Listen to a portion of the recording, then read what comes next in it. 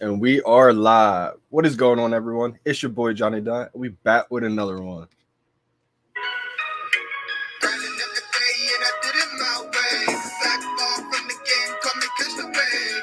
Add a little music today. To the show today. We got Xmen Uncanny. I think it's issue number 129 today. Awesome comic book drop today from Marvel. Once again, welcome back to the VeVe live show, everybody. I really like these comic book covers today. We have exclusive VeVe covers again. Once again, we got the rare and the ultra rare today as the exclusive VeVe cover. So again, I had to get the first ever VeVe exclusive covers. I thought they were going to be really important once they start rolling out all these exclusives over time. And we got again a $7 blind box, pretty cheap for the new users to get a pretty good comic book today. We got the classic covers, 21,000 editions for the common today, 5,000 editions for the uncommon. We got 2,350 for the rare, 1,050 for the ultra rare, and 600 editions for the secret rare. Shout out to everybody joining the chat today. Wanted to mix it up a little bit, add some music, get some vibes going early this morning. Shout out to everybody tuning in. I really like these comic book covers today. I'm going to show you guys what they look like and what I think my favorite are. Let me bring up the screen here. All right, so one of my favorites today, I'm going to say, looking at the ultra rare and the rare, I'm going to go over the exclusive real quick. So this is the rare. This is the first exclusive from VeVe we have today. And then this is the ultra rare. So almost the same, I would say, but one's a little bit more in color. So I really like the way the ultra rare looks today. Looks awesome. That's probably my favorite. Hoping to get an ultra rare as well today. Kurt, how we doing? It's been a while, bro. Absolutely. It's been a little bit. Thanks for tuning in, Jordan. We got 5 covers today. Again, the common, I think it's the actual comic book, what it looks like in real life. Then we got the uncommon. It's a little black and white version of the common. Then we got the rare. Like I said, it's an exclusive VeVe cover. It's a little black and white. Then we got the ultra rare. And then the secret rare. Secret rare, again, has the white background, which I think it looks amazing. A lot of these secret rare comic books, they have the all white background, and it really makes the actual artwork pop. And so a lot of people have been really digging those artworks. Again, not every secret rare has that same kind of artwork. We see a lot of times like I think it's the House of X. The House of X secret rare looks amazing as well. Let me see if I can bring up an example of what that looks like. I don't have this secret rare, but again, if you have the series 1 of House of X, and then I think the next series, you can put them side by side, and they make an actual full picture. So I think that's awesome too. But how we doing? You going for a low mint comment? No, I'm going for a hope. I mean, for these blind boxes, again, we can't actually pick and choose which ones we want. So I'm hoping for an ultra rare or maybe a rare I'll be okay with. But, again, low mint commons, I'm definitely okay with getting one of those. JD membership, let's go, Kelvin. True, commons or real talk said the commons and uncommons look the best in my opinion. Okay, so yeah, I was actually a big fan of the way the ultra rare and rare look today, but a lot of people are digging the way the common and the uncommon look, which I actually agree. I mean, my favorite I would say is the ultra rare and rare, but if your favorite is the common, uncommon, I would say that's a pretty valid opinion. It's got all the characters in there at once. The secret rare is a lot more simple. So some people like the more simple artwork, I would say. And, if you're a fan of the more simple stuff, I would say the secret rare is definitely your bet. Roman Z, hey JD, good luck on the drop. At least we don't need to pick the item today since it's a blind box format. Yeah, and so Roman, let me know what your thoughts are. So a lot of people are liking the blind box format now, but also we have a lot of people who like the old school way where you're able to pick and choose which one you're going for. I mean, at this point for me, I don't even know which one I like better. There's some days where I do like the specific ones where you can pick and choose, like the old school OG way. But there's a lot of times where I really like the blind box format too, because it kind of almost guarantees you a way to get one. Even though we see these days where even a blind box doesn't guarantee anything, just because everything sells out in a minute. But I think your chances of at least locking one in, you have a little bit better chances going for that blind box, I think. We got Brendan in the building. How we doing, brother? How we doing? Willow Kid, what's good, JD? How's everybody doing? That rare and ultra rare is fire. Yeah, absolutely, man. Absolutely, Willow. I agree. I'm a big fan of it. I actually don't like the way the secret rare looks today. I'm not the biggest fan of the artwork, but again, 600 editions for the secret rare. If I get that one, I'm not complaining, right?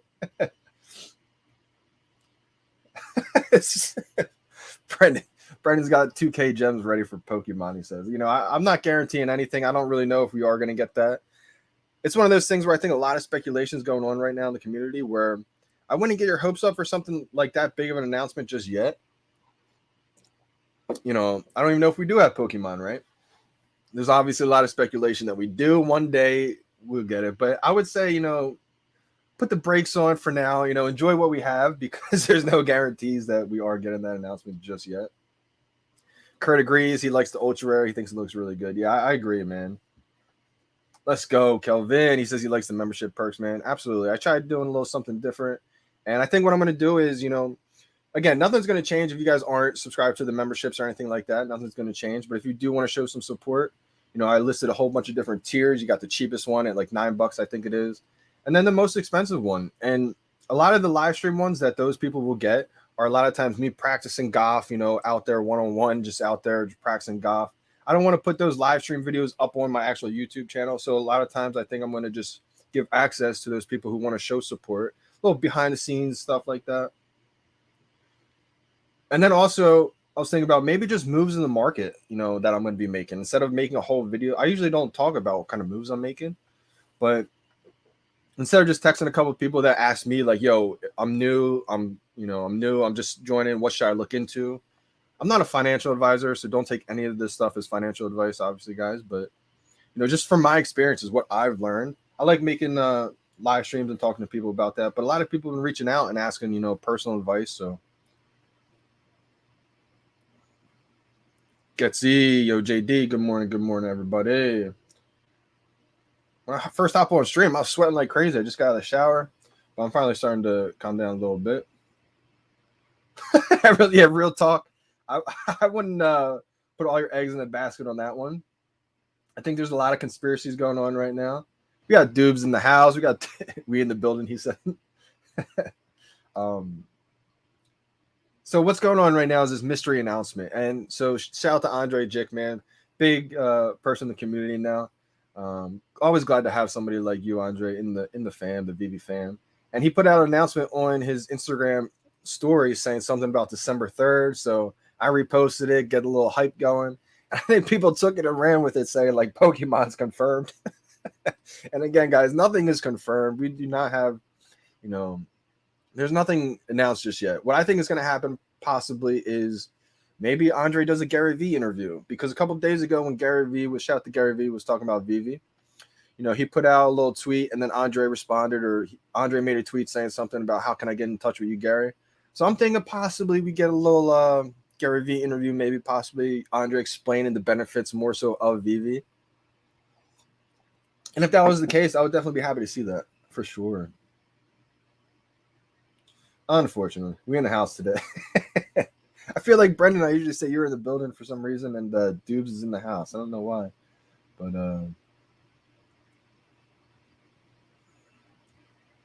there's a couple new users too that wanted to come on the live stream today and just talk about my strategy of how I end up going for the drop. So as we get closer to the drop today, I will go over, just basic tips and stuff like that, how to get the actual drop.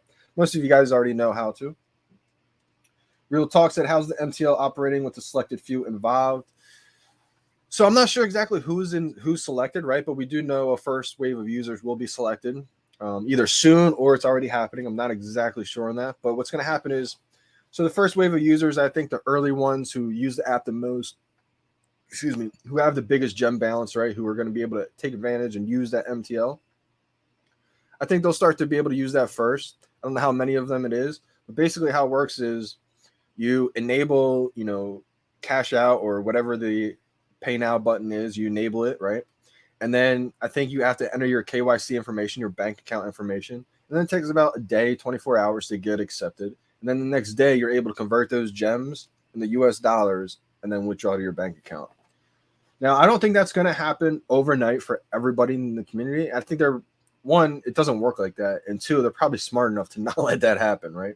They're going to let it roll out in waves, I think, over time. And I could if I was to guess, right, don't hold me to this the same way you shouldn't hold VeVe, and because development, there's delays and things happen. So don't hold the Kill Me team or me to an exact timetable. But I would say if I was to guess, I think everybody will be able to withdraw probably either by the end of the year or early 2022. If I was to guess and put a time frame on it. But again, I'm not guaranteeing it. I'm just pretty sure that's what's going to happen. Rich J said, looking forward to Jurassic Park or Voltron. I think those would be two amazing drops for VeVe. I know me personally, I'm a huge fan of Jurassic Park, and I would love to see a huge giant T-Rex in my room along with like the Raptors and maybe even the Jeep. And then they teased early on the Jurassic Park doors, the gate entrance. And I was thinking, instead of having that vault, that twist, I would love to have the Jurassic Park doors open up into my showroom. So I was just thinking, that would be amazing to have a little feature like that. You could change your showroom doors and stuff like that.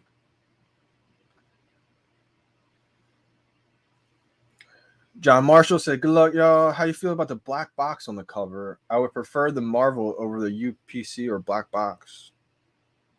Oh, okay. I see what you're saying. The black box here.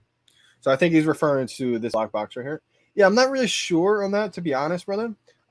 If this was pre-Marvel days, I think on a couple Ultraman posters it had that black box, and we were all suspecting, oh, we got Marvel and they're blocking it out type thing. So now that we have Marvel, we have Disney, all of them announced. I'm not sure what that is there for. I'm not sure why we can't, get rid of that, but it's just part of what it is right now. Silversmith Shield, how we doing? How we doing, everyone? Oh, Brendan. Okay, yeah, the payout. That payout button is on the site, not available for me to click yet, but that's promising for sure. Okay, yeah, I think a lot of people did see the payout button. So that was at least cool to see that, like, they're starting it, right? They're implementing it, and it's actually getting going.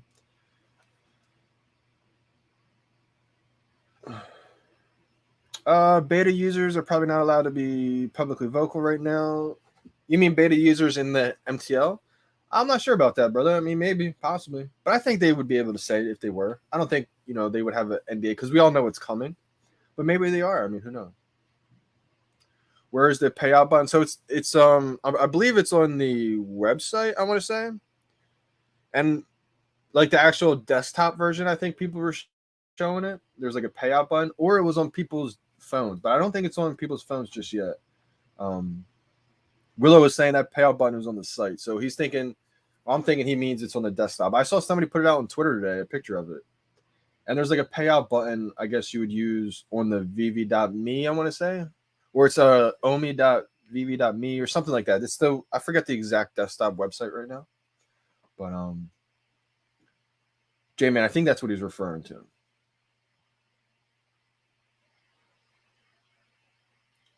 Things are changing. Collector Gary said Disney should drop Pirates of the Caribbean NFT. I definitely think that could happen. I definitely think we could see a Johnny Depp NFT. I mean, we've seen some movie actors already. I think, who was it with the there was another actor that kind of had his likeness, right?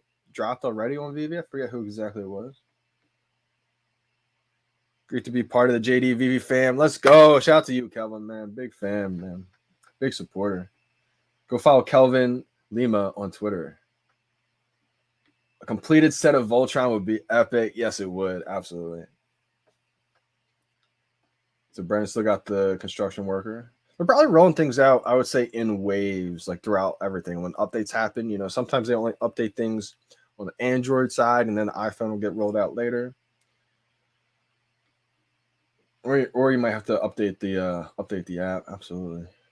I'm personally waiting for sports-related drops, football, basketball, etc. Yeah, Rome, me too. I cannot wait. I don't know if we'll see it sometime soon. See, I keep referring back to what was VeVe's plans originally. And so they were only expecting, 40, 60,000 people in this first year. This whole first year was kind of like a beta test year for them, I think. So they just blew up. They weren't expecting this kind of growth. It just happened so quickly to where I think they kind of held off on these sports announcement NFTs type things because they want to have everything, the structure, the foundation solidified first before they release an NFL player type thing, I think. So even though I am absolutely excited and cannot wait for NFL drops, Who knows? Maybe baseball, MLB players. I'm a big baseball fan. I think eventually we could see it, but I think it's more so in 2022. I don't know if it's going to be the beginning, the middle, the end, right? But I think 2022 is going to be the year of VeVe. I really do think so. I really do think so. Green Goblin said, good morning. Good luck, everyone.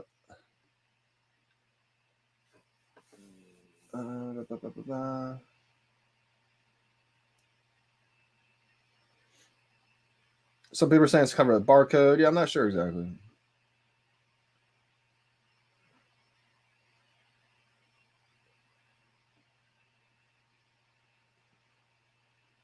Hey, Green Goblin stacking that Omi. So he slipped another 400K Omi in my account yesterday. You know, there's been a lot of FUD lately, and I just want people to realize a couple things too. Like I want to talk about a couple things before we got the drop going. The drop is in 19 minutes. So we still got some time. So a couple things, you know, AMC just released their Spider-Mans, right? And a lot of people were asking me in DMs, Instagram, Twitter. They showed me the AMC releasing their Spider-Man, and they were asking, you know, is that going to devalue our Spider-Mans, etc. And I really believe no. I really believe this only helps it long term. Absolutely, because you got to think this introduces hardcore Spider-Man fans into digital collecting, right? The more people get into the space, the better. Now, is it going to be a first appearance of Spider-Man? No. Is it going to be the first ever Marvel NFT? No. I think there's 80 something thousand editions, and then every 800 or 1,000, there's different rarities, which is great. But again, this is why I've gone back to a couple of my videos that I made a while ago. First appearances are going to be so crucial, especially in the next years, 5 years, 10 years down the road, because think of how many characters are going to be in digital format as the space evolves, right? As there's tons of Superman that get released on VeVe and probably other platforms over time, Batman, you know, Joker, Spider-Man. So think in 5 to 10 years, how many other Spider-Man will be released from different platforms in premium digital format? Probably a lot, right? But there won't ever be another first ever Spider-Man. And so that's why I think a lot of these NFTs that we have on VeVe right now, they're blessing us with the opportunity to get the first appearance of Joker, first appearance of Batman, first appearance of Superman, Spider-Man, these iconic characters that will last forever. So just a couple things off that. We got MF Floyd. What up? What up? How we doing? How we doing? Is this the first cover with Wolverine on it? There might be another one. This does have Wolverine. But I thought there might have been another one. Oh, yeah. He said the House of X. Secret Rare does. Imagine a Jose Batista bat flip NFT. Now, if we get actual animations like that, that would just be unbelievable. I talked to a couple people, and they really do. They really are excited, I should say, for the sports NFTs. And I want to make sure that everybody knows it's probably not coming right away. We're probably not going to see it by the end of the year type thing, because they want to make sure when you're dealing with the MLB, there's something as big as the NFL, even though these are the player associations, right? NFLPA and stuff like that. This is big time. So we can't have, you know, things not work right, etc. So you just got to have a little bit of patience, and I think we'll definitely see it over time.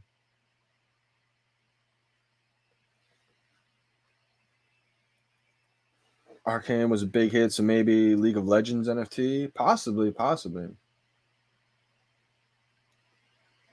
Brennan said, AMC Spidey doesn't have AR in his second edition. I mean, think of how many Spider-Mans are going to be in 3 years from now, right? Omi or Willow Kid said, Omi is the highest gainer of the year across the entire crypto space. VeVe app was the #1 grossing app on both app stores during the Disney week. Oh, on both app stores during Disney week. No reason to be worried. It's Red FUD. Exactly, man. I mean, you just hit the nail on the head. Omi is the highest gainer of the year across the entire crypto space, and the VeVe app was the #1 grossing app on both app stores. So, like, this is the only beginning, too. We got Audible in the house. How we doing, brother? How we doing? And it's almost like the FUD just goes into like a circle, right? I mean, how many times have we heard that they're not real NFTs, right? I mean, I've been hearing that since March, and it always just comes back every couple of months. And what I've learned, the trend is The VeVe team will put out an AMA, and then everybody gets bullish, everybody gets super excited, everybody's buying the collectibles, the market goes crazy, Omi goes up a little bit, and then we'll wait a week, and since we have the AMAs every other week, people don't hear directly from the VeVe team, and all this FUD starts to creep into like the community, and not the community, because the community is pretty positive, and everybody believes pretty much for the most part. But I would say it starts to creep in when we don't have those AMAs, and a whole bunch of misinformation gets spread around. It's just been wild to watch it kind of all unfold from the bigger picture. Absolutely, dudes. Absolutely. We kind of see it with Harley Quinn, right? I mean, the Red and Black Series 2 with Harley Quinn, that's just Harley Quinn. It's not the first appearance of Harley Quinn. Think of how many other times that scenario is going to keep on happening. Somebody just sent me. One of you guys just sent me something? Lukey sent me an Incredible Hulk. Why did you do that, my man? Appreciate you. I may use this as a giveaway. Are you on the stream right now, Lukey? If you are, let me know. Lukey28, shout out to you, brother. You just sent me an Incredible Hulk, Future Imperfect. Wow, shout out to you, man. That'd be cool if you were on stream right now, because I'd probably be able to use that as a giveaway. I would send it out to somebody.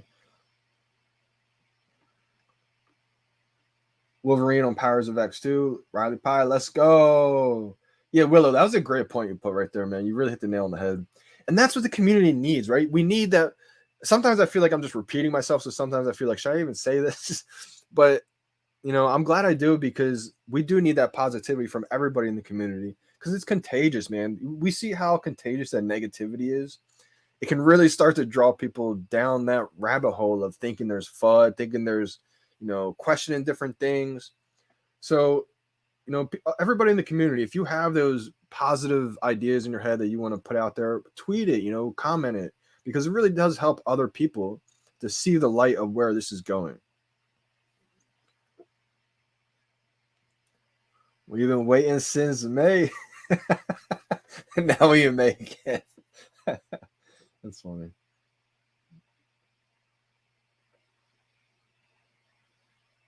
Yeah, that's a good point, Willow. I think a lot of FUD is from the newer folks who found Omi right after the all-time highs and have only seen the token grind lower. They also don't know how buggy the Ultraman and D-Lo drops were. That's a thing, man. Like, we were there from the beginning. We watched the climb go up. We watched the climb go back down from Omi. It probably pumped up too early, right? There's probably too much hype, too much excitement right away when the whole NFT space was going, and people thought it was going to pop right away. I mean, I thought that. But once I got more educated about the Omi token, about the company, I realized that this is just beginning. This is actually like a hidden gem. This is not going to pop right away, because this is too big to pop right away, So I think that's why I kind of fell back down a little bit, hit that support wherever we landed at, like 0.0015, I think it was. I mean, whew, can you imagine stack up millions right then? That was the time. And so, yeah, I mean, people don't realize that app's not perfect, right? We're still in beta. But the fact that we've grown this far, the team has done this good of a job to keep adapting, keep growing. I mean, can you imagine where this whole thing is going to be a year from now, 2 years from now?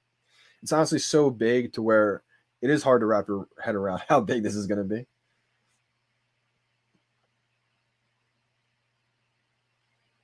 Wow, can you imagine the Ferraris if we have those licenses? Woo! MTL has started. Solid on Twitter. Hey, I think it has. Yeah, I think it has. Blessing time. Let's go. Bless the chat, baby. 100%. I started dollar cost averaging at 0.01. Yeah, that was the time to do it. Absolutely. I dollar cost average. I think my first buy-in, I saw the ability to get Omi. I think it was like mid-March. And by the time I learned how to get Omi, it was like end of March. And I think Omi climbed from 0.003 when I first saw it. By the time I learned how to actually get Omi, it was like 0.007. Got it. Got a little bit, not much. And then watched it climb all the way up to a penny. And then as it kept falling back down, it hit 0.007, started buying more.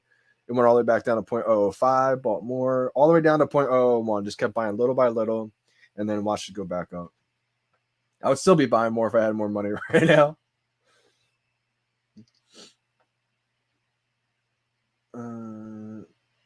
Getsy said, I bought every dip and still holding for the long haul. I think, not financial advice. Again, nothing I say is financial advice. But in my opinion, my personal opinion, I believe this is the safest, easiest investment I could ever make in my entire life. Now, I say easiest as in it's not easy to get the coin, obviously, right now, but it will be. Imagine the ease of access and what that'll do to this token, this entire company, once everybody's able to buy OMI on Coinbase, once everybody's able to buy OMI on the VeVe app. Like, this is game-changing stuff that I think nobody's really able to do just yet. Because, like, imagine if VeVe just puts out, advertisement posts on their social feed, right? Saying all collectibles are 30% off if you buy at OMI, or just stuff like that, because we're going to be able to list our collectibles in OMI. So, like, once people get a discount knowing that they can buy it in OMI, they might be incentivized to say, okay, let me just convert this $100 gems into $100 worth of OMI and then buy that collectible. And then boom, that's how this whole thing starts. It really is the gateway of people getting into crypto. They won't even really necessarily need to know that OMI is a crypto. OMI is just another in-app currency that will allow you to buy these NFTs. The same way Call of Duty has Call of Duty points, or Fortnite has their in-game currency. A lot of the kids, people growing up these days, they may not understand cryptocurrency just yet, but they understand a metaverse currency, an in-game currency, and it's the same exact thing.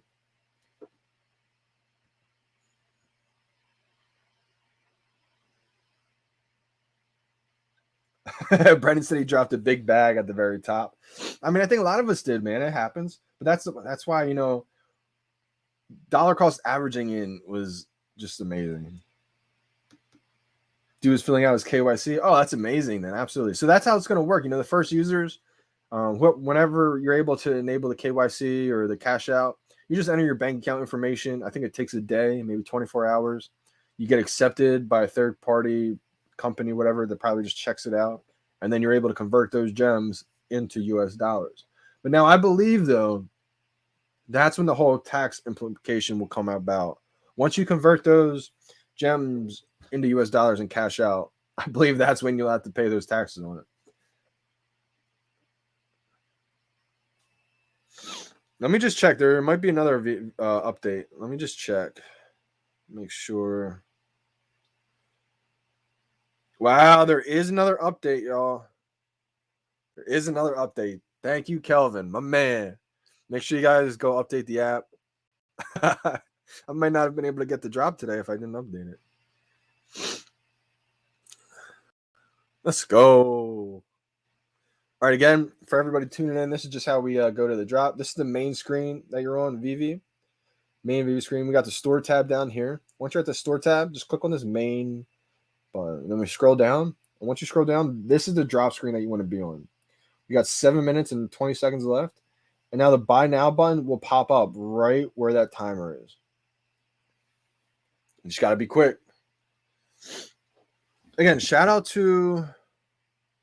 Let me give him another shout out. Nobody really sends me anything. So I appreciate you guys big time. That was awesome.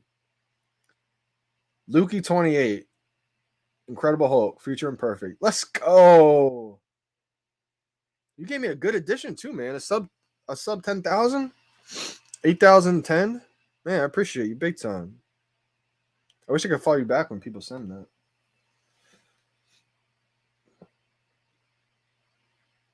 Yep. I agree. Yeah, man. I'm glad Bit4X was tough to figure out, or else I would have spent more at 0.01. Ended up being a blessing for a lot of people then. It's funny.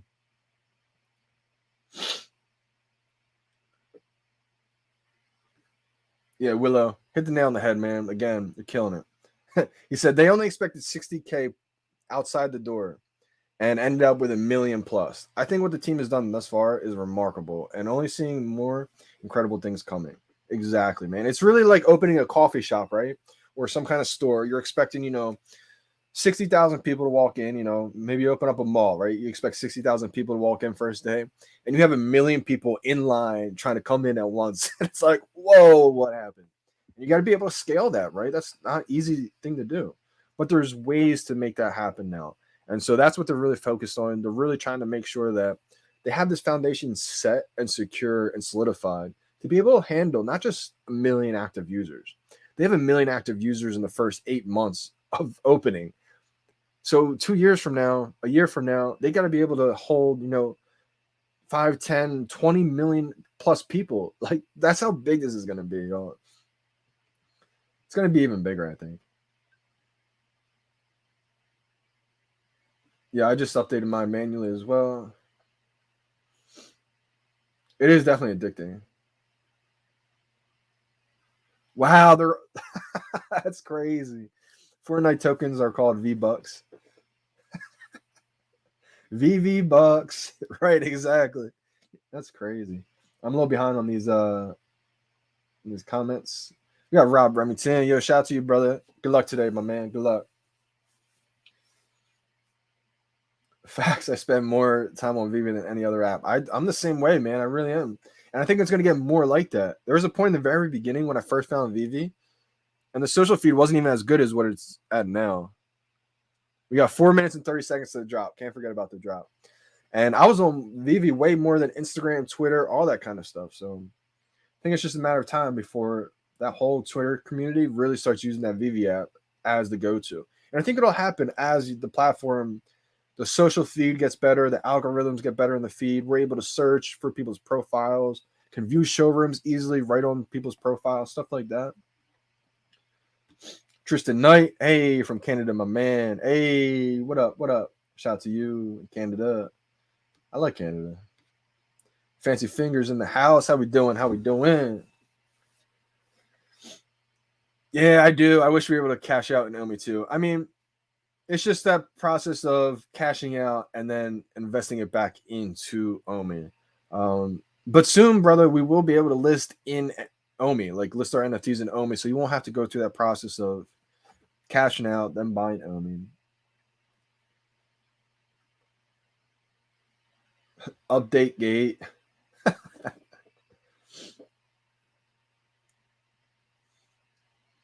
Yeah, I believe it. I believe it. Also, the McPherson art is unbelievable.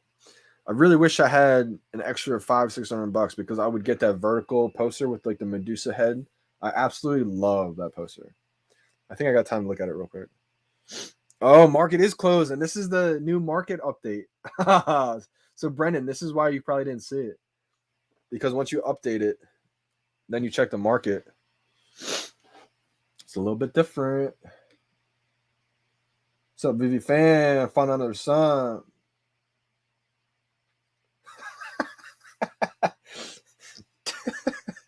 Dude said, Johnny be nimble, Johnny be quick, Johnny tap the buy now button swift. Johnny Gate for the win. Good vibes. Let's go. Hey, Luke, was that you that sent me the Luke Blackbee? Let's go. Luke, was that you that sent me the Incredible Hulk? Message or Twitter? Okay, yeah. All right, we got 2 minutes left. Let me see if I can read this message real quick.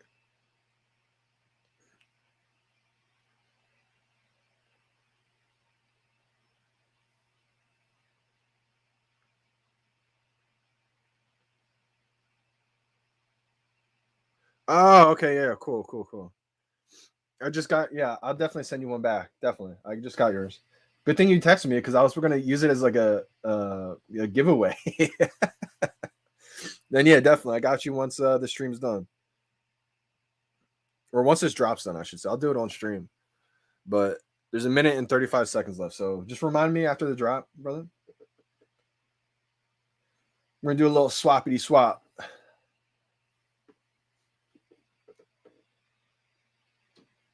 Yep, absolutely. I got time to do a couple more comments.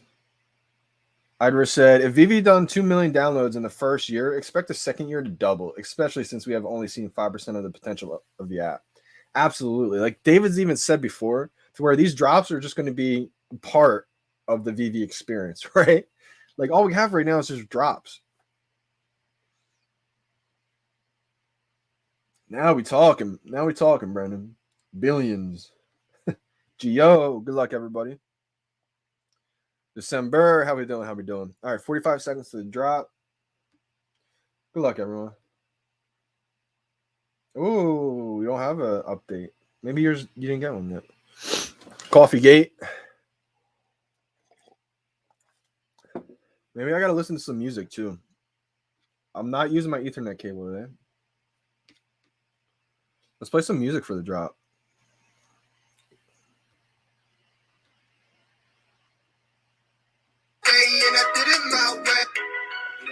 On the beat.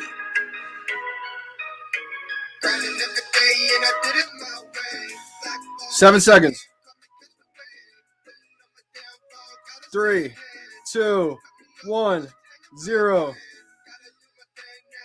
I got it. Capture. A boat.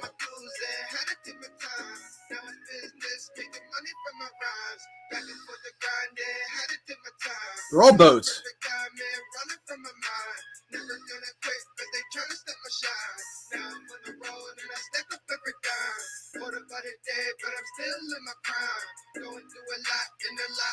Let's go.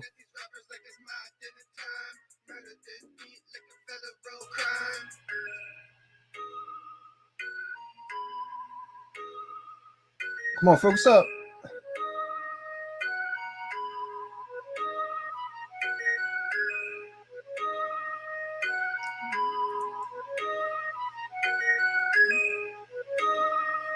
Come on.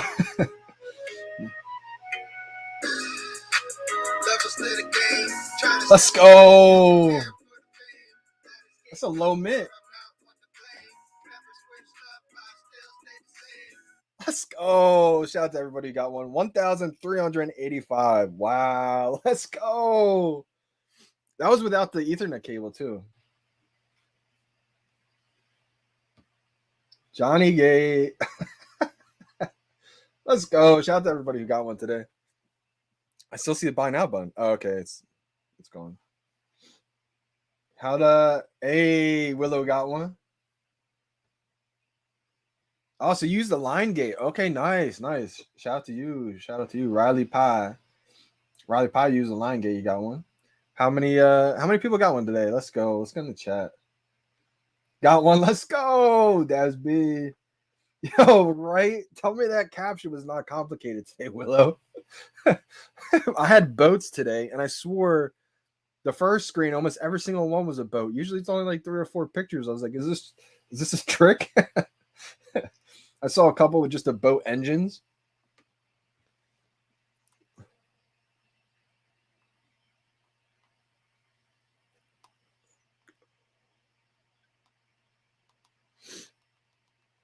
Who else got one?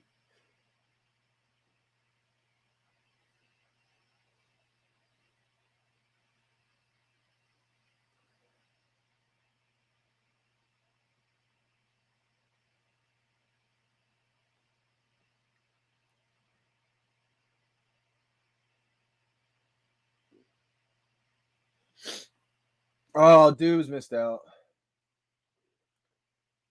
That drop was super weird. Make sure everybody had their app updated. Oh, weird Borat. So it made you buy gems even though you had plenty.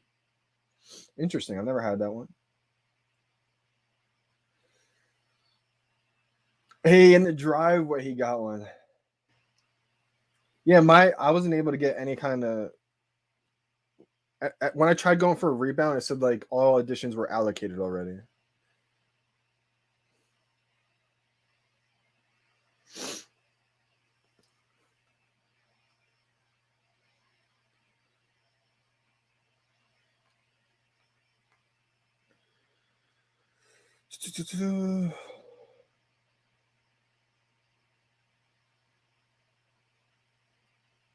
Let me see. Who else got one? Let's go. David got one. Let's go.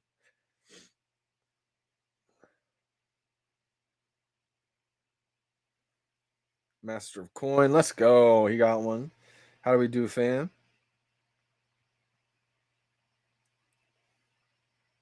Office Wi-Fi has blessed me with this mint. Oh, 564. Huge. A 564 mint, that's big time. You know, anytime you get a 3-digit mint, is big, especially something at the 500 range. That's big time, man. It's always good getting a 3-digit mint on the drop. I've been a lot of people know by now. I've been addicted to swapping my higher mints lately of comics, especially for these lower 3-digit mints. I did get one, Hugo. I did. December can't get one. Anytime the drops go smooth for me, it's like December can't get one. Yeah, Borat, let me know. You said you ended up getting one, right? But it was weird. You had gems, but it made you buy gems. That's strange. Maybe something happened with the update. This is probably the first drop since the newest update. So maybe there was some kind of bug or in there or something like that. They might have killed the rebounds. Josh got one. Solid. Oh man, let me see. I gotta check it out on Twitter, Rob. Oh no, so Jason, you don't hold down the button. You just do a tap. Maybe I should explain that a little bit better. I'm not sure if I guess I never really did cover that one instead of holding it down. But so basically, you can see right here the buy now button is showing. If this was before the drop and this was a countdown, say if it was like 3, 2, 1, the buy now button would flash open, and you just tap it once, and you would hope that red button doesn't come up. It says all additions have been allocated to other users. So my holiday was good, man. I just spent it with some family, real quiet. Really didn't do too much. Just had a little dinner, but just always good to spend some quality time with the fam. Josh Brunstetter, hopefully your holiday was good too, brother. Wow, you got a second chance. It took the gems, but said unable to get purchased. Ooh, interesting. Idris said just got the rebound 4 minutes after the drop, so I guess rebounds are a thing.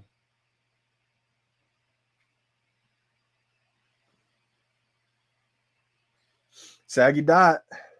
Work Zoom ended 3 minutes before the drop. I was going to disconnect my Wi-Fi regardless and just say I had technical issues. Priorities. VeVe for life. That's amazing. I'm glad it got done right before the drop. Yeah, Dubes, hopefully you're able to still snag that one. Let's go. Audible got one. I know you've been having a little trouble lately, but I'm glad you got one, brother. Yeah, so I got a capture too. I was actually thinking I was going to miss the capture on this one, believe it or not. I got the one that said fill out or click all the boats. And I saw some that weren't actual pictures of the boats. It was only like the engine of the boat. So I was like, that has to count as the boat, right? But I clicked on the first page. It brought me to the second page. I thought maybe I didn't get it right. I ended up getting it. Bug out with those captions at the end. Rob's been struggling big time on the drops. So interesting. I thought maybe they eliminated the rebounds, but I guess they brought it back. It looks like some kind of system update. Before it was like every 2 minutes you were able to get a rebound. Stefan got one.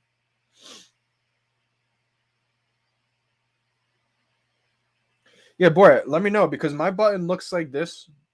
So I guess I could just keep trying, you're saying? And eventually I may get one still.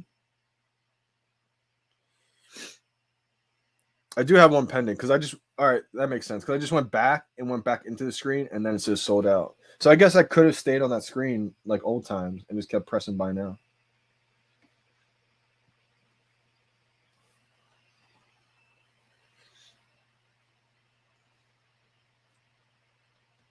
Dube's capture was a plane. Yeah, he had airplanes too. Okay, Borat. Had airplanes and bikes. I thought the timer would expire, but I guess they give you longer to. Yeah, I think they do give you a little bit longer to do the captures at least. That's good. Yep, they changed that message too.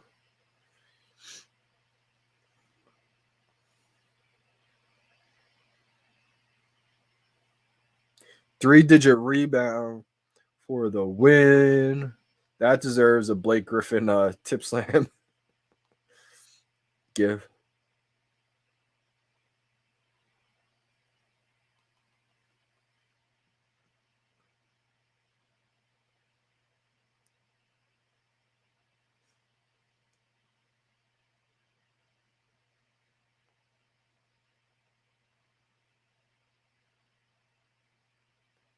No.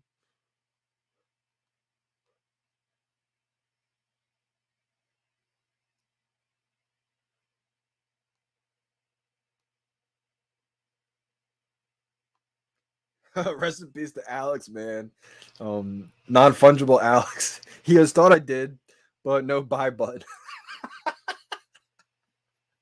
This happened to Traps too. Traps Wellington, man. Shout out to you, brother. When you told me that happened. So this is what Alex's screen looked like. He went to go try to buy it, and there's just no buy now. I mean, the good news is it's not like a huge drop like a Walt Disney. Could you imagine if you got through on a drop for like, say, Darth Vader or one of the Disney drops, and then you didn't get the buy now button? I know that's happened to a couple people, and it just feels so bad.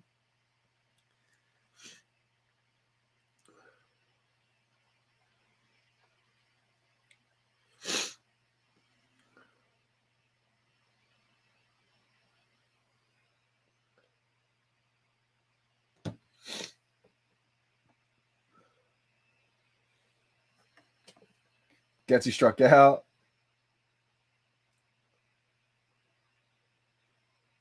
So Stefan, it really doesn't mean that you get a common automatically if it's a high mint number. I would actually argue and probably say most of the time if you get a low mint number, it's probably going to be a common, just because the chances of you getting a low mint number and it's a secret rare is very, very unlikely. I think that's going to be like insane amount of money, a 3-digit secret rare, even the low edition 1000 edition secret rare. But again, it's all random. So you could get a high number and it's a common, you can get a low number and it ends up being an ultra rare or secret rare. But I would say most of the time it's all random. And if you do get a low mint number, it's probably going to be a common. Like I got a low mint number, so I'm guessing it's a common or uncommon. If it's an ultra rare, rare, or secret rare, I'm going to go insane because that's going to be crazy valuable. It's just the chances are a lot lower as well. No, Colton missed it. So there was a VeVe update. Terry, I think, missed the update as well. Once Kelvin put it out there, I tried to let people know. Shout out to you, Kelvin, for letting people know that there was an update. I probably would have missed it too. Kelvin got 2 of them. Let's go. That's what happens when you bless the chat, right? You bless the chat. You'll let people know that there's an update. Good things happen. Boy, there's actually a few people. I actually did like the ultra rares and the rares I was going over in the beginning of the live stream. I like the ultra rares and rares a little bit more, I would say. But again, a lot of people like the common and uncommon better. And once they said that, it made me kind of look at them again. And I would say it's a hard second choice for me. I would say the first choice is still the ultra rare. And then I would say a hard second would be the common. Or even uncommon. I mean, I like the black and white aesthetic on that uncommon is pretty cool too. Yeah, so it's all random. All random.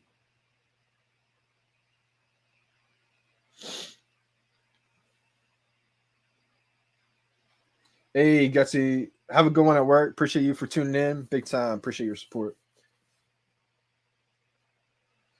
Stefan, I really haven't looked into it too much just yet. I know Gary V's a investor in it.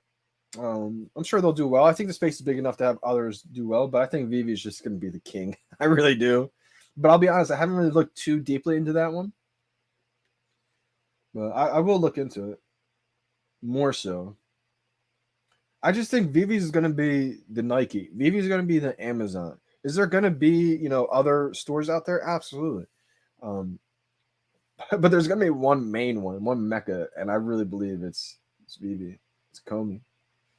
Knight Rider, he got one. Let's go. Ultra Rare is so clean looking. I do agree with that. I do agree. Yeah, definitely update the app. Rob, you're striking out big time. All right, so you missed the drop again today. Interesting. I wonder why. And you're going into your settings or deleting all your files, Rob, because you probably have a decent sized collection now. If you have a bunch of files saved on your phone, it may slow it down. So like I said, if you delete your files, you just do that by going to the settings, my files, remove all your downloaded files. That should help. Today I didn't even have my phone plugged into the Ethernet cable. What else is there? Yeah, I mean, I feel like you got to get it eventually. You got to get it eventually.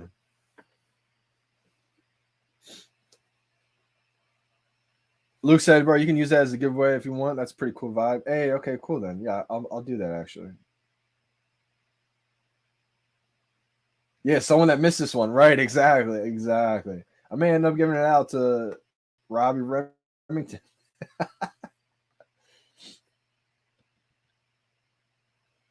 Let's go. Willow got one. Little sis got one. Nice. The whole fam's getting involved in the drops. Hey, Ryder said, what did you mean with the Twitter post 312? I think it was December 12th. So I don't, or December 3rd, I should say. I don't really know what's going to happen. It was Andre Jick that made a little Instagram, I think, story it was. And he just put a little teaser saying something's going to come December 3rd.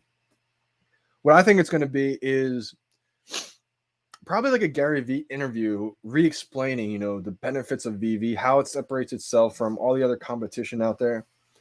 And I only think that because Andre Jig put out a tweet recently after Gary Vee, you know, shout out the VeVe community and everything.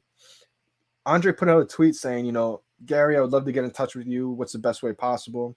And that was a few days ago, maybe a week ago now. So I think December 3rd is either when the interview, if there was an interview, took place. I think that's when it could be aired. So I'm not positive, but if I was to put a guess on it, I would probably have to say that Andre Jick news is probably most likely not going to be some kind of big announcement, but I'm thinking more so a Gary Vee interview. There's one thing I wanted to say right before that. Oh yeah, give it to Robbie. Yeah, exactly. So I'm probably gonna give it to Robbie Remington. Shout out to you, brother. Wait, hold on, Rob. Before you leave, write your username in the chat.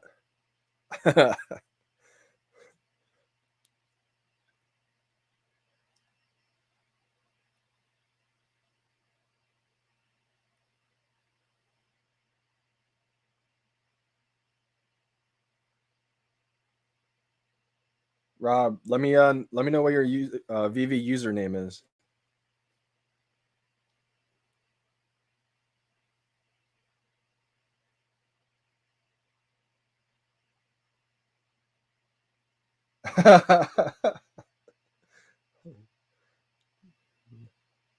Why can't I find the one that he gave me though?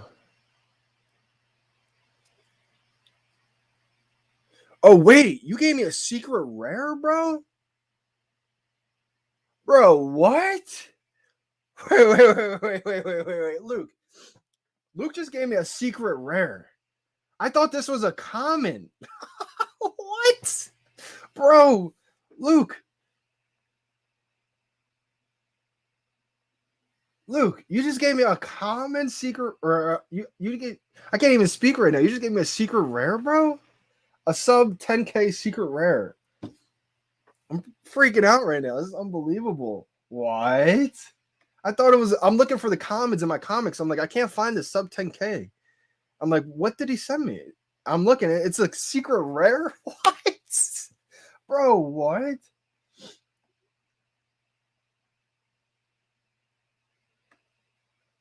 Well, Rob's not answering. I guess it's mine. I'm just kidding. Yeah, Rob is. Oh wait, no, here he is. Okay, yeah. Okay, yeah.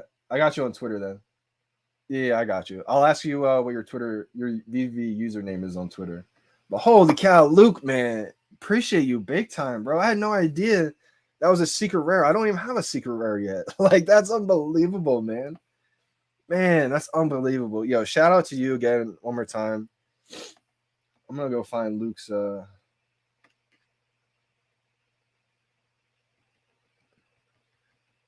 Luke, man. This is unbelievable.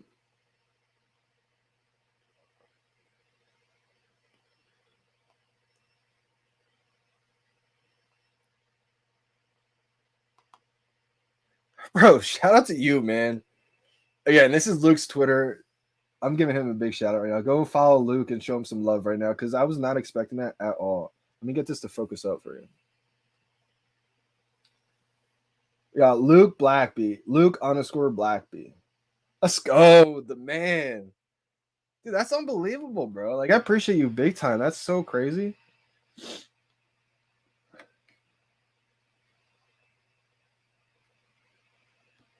Look at the symbols I sent you earlier. I gotta check it out. Yeah, that's unbelievable. I'm blown away right now, man. I can't believe that.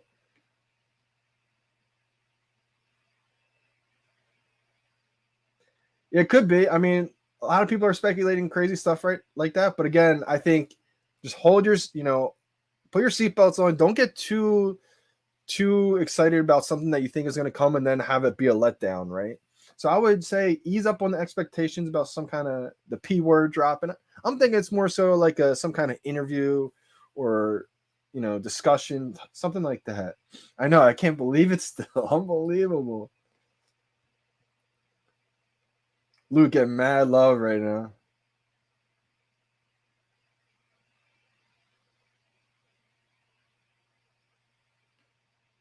Hey, hit him with a follow. C-Spill missed out on the drop today. Stefan said, you should bless me too. What a kid. Yeah, Luke, man, that's a big move, bro. That's big time, man. Like, that's not, something cheap either. I think the floor is like 900 right now. Man.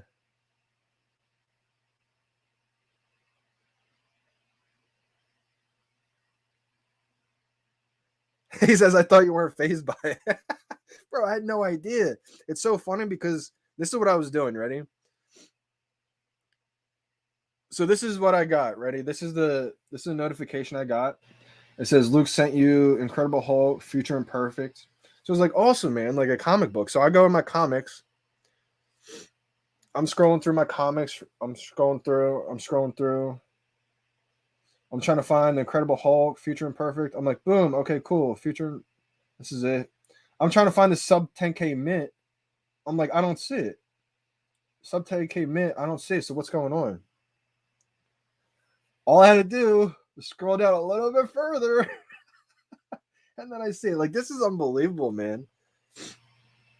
Oh, wait, that's not even it. I'm sorry. Scroll down a little bit further, and that's it right there. Like, look at the number on that, too. A sub 10K, bro. That's unbelievable, man. That's like my favorite comic book. I had no idea it was a secret rare. I'm still just I'm just amazed right now. And it's funny because Luke thought I was like just unfazed by it. You thought it was just like, oh, thanks. But like I had no idea it was a secret rare. Wow. Unbelievable. Price write-offs. That's probably what people thought I was doing. But the comics I was giving out, they were just cheap common ones. I mean, like I think 15 Journey into Mystery comics still left. And that's gonna be a big common comic book. I had like like over 10 Marvel's #1. I still have like 15 New Mutants. That's gonna be a big comic book that's a common. So I just felt like, yeah, you saw the 14 of the Journey into Mystery. That's why I was giving out so many. I was spending a lot of time recently upgrading. Like I was selling a lot of comics for floor, even if it was only like $30 or $50 or whatever it was, just because then it would be the difference of say $30-$50 between a $150 3-digit mint. So then I was only paying sometimes less than $100 for a 3-digit comic book mint. And so that way I'm just paying the difference. So I was okay to let go of a lot. But then I realized, oh my gosh, like I still have so many of these comic books. Instead of just listing a bunch of them for like 10, 15, $20, like, yeah, it's only 10, 15, $20. So I was like, you know what? I think it'd be better off giving away a lot of these comic books to people that don't have that much yet. And that way I still have a bunch. It's not like I don't have any more. And that way people can, it was honestly an amazing feeling giving that to a bunch of people who they may not have a big collection. And, the fact that they got a quote unquote Johnny Dunn collectible, it means a lot. So I'm just happy that I was able to give out a lot of things for people. I felt like Santa Claus. I was never able to feel like that before, I never had enough to be able to give out to a bunch of people.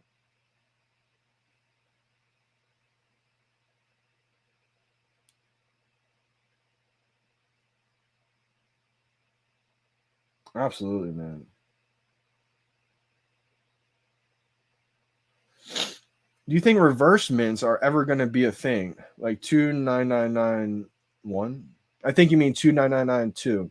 I do. So absolutely. So even though there's a low mint criteria that people really go for with the low mints, it's kind of like an anomaly, an outlier. Those definitely have big meanings, like a 1331, or I think I have one Batman.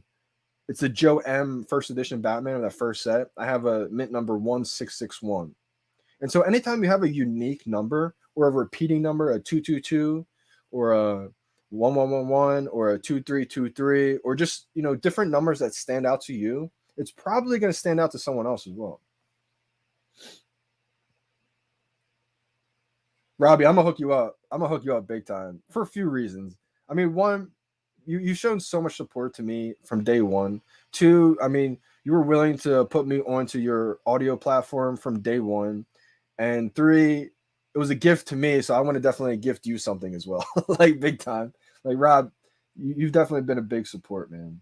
And I know you've been struggling too, big time in the drops. It gets frustrating, but you didn't give up. I mean, there's times when we all get frustrated, etc. But I mean, it would have been easy for you to just give up, get mad, and just say new project, like just move on. But you stuck with it, and that takes a determination that most people don't have. Absolutely, absolutely. Good day, Johnny. Yeah, absolutely, Roman. Appreciate you for tuning in, big time, big time. Pay it forward, absolutely, absolutely. Does the mint 1976 for Ultra Rare Zombie Spider mean anything? Oh, so like off. This is what I would do. Right. This is actually a great point, Eli. So mint number 1976. Right off the bat, I have no idea what that means, but a 1976 number to me right away means wow, that could be valuable.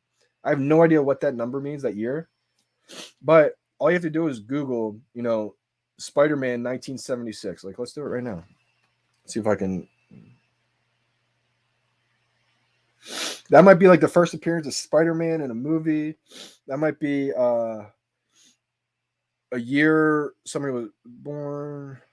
Wow. Oh my gosh. Hold that. This is exactly why. All right. It only takes one little Google search. Wow. So, yes, exactly. It says Peter Parker, The Spectacular Spider-Man, 1976, #1 comic issues. So, this comic came out 1976.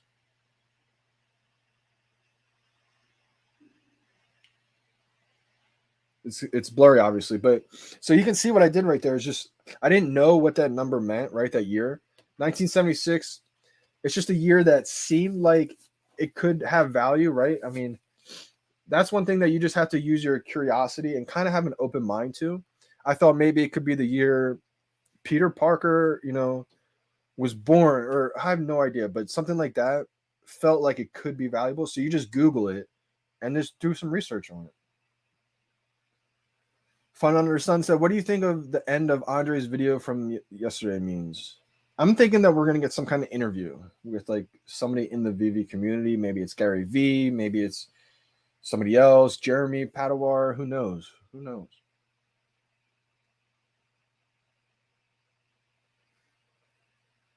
Hey, we'll do. Definitely let you guys know. Doob said I got to run, but great stream today, JD. Let us know what you get for those who can't stick around. We'll do. I'll make a post on YouTube. Make a little creative post. Appreciate you for tuning in. Take it easy, dudes. There was also a Spidey vs Superman crossover comic that year. Yeah, so that's a big year. Let's see if I can find that one.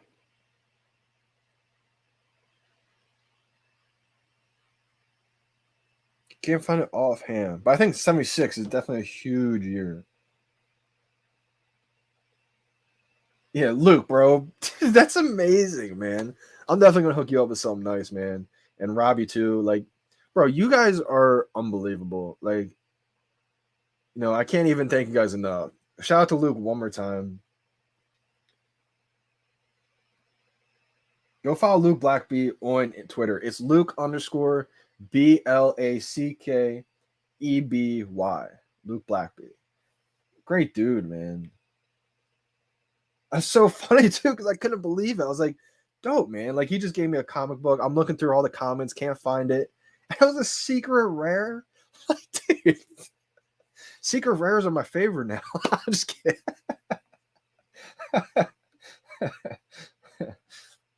Crazy love for the Omi homies. Yeah, man. Unbelievable. See you guys later. Can't wait for the waiting room drop so we don't have to wait as long for delivery. That's going to be interesting, too. Yo, shout out to NFT Jeremy. Follow him on YouTube. NFT Jeremy just actually put out a great YouTube video explaining about, or not even explaining, he just ran through possibilities of what he could see as the future of the drops being. We all know waiting room is going to be kind of boring, right, compared to how the drops are now. But he brought up a pretty unique way that I thought would make it kind of fun still. I mean, a waiting room that lasts 30 minutes would be, I think, kind of boring. But I think if a waiting room lasted, say, 10 seconds, or even maybe 20 seconds, you know, I think 10 seconds is ideal because it's still like a little bit exhilarating, fun, and it allows people who don't have the best, you know, internet service, phone, to where they should be able to log in and everything in 10 seconds, right? To where I just thought it was a great video. So if you want to go check that out, see what his thoughts were, I thought it was a pretty interesting way. I mean, we all know that it's inevitable. We may not want it to come, right? A waiting room system, but it's inevitable. So I think if there's ways to make that a little bit more fun, I think it's a decent possibility. Dang, Brendan struck out today. You've been killing it though, Brendan. You've been killing it. Oh wow, Spider-Man and Daredevil in 1976. Yep, absolutely. Luke said, making me smile, guys. This is awesome. Bro, what you just did. Like, that was the feeling that I got last night, you know, blessing a bunch of people to make them smile and happy just feels amazing. And right now I feel like you're feeling that because I can't believe that. Like, you just made me just freak out. And especially I'm kind of glad it happened the way it just happened because I thought it was just a comment and I was like, bro, appreciate you big time. And I didn't even realize it was a secret rare. Like, when I saw the all white background, I was like, what? Amazing. I got so much catching up to do on Twitter, Instagram, YouTube, right now text. So I'm gonna hop up. Well, actually, I think the market should be open right now. I'm gonna give you guys the updates on the market first.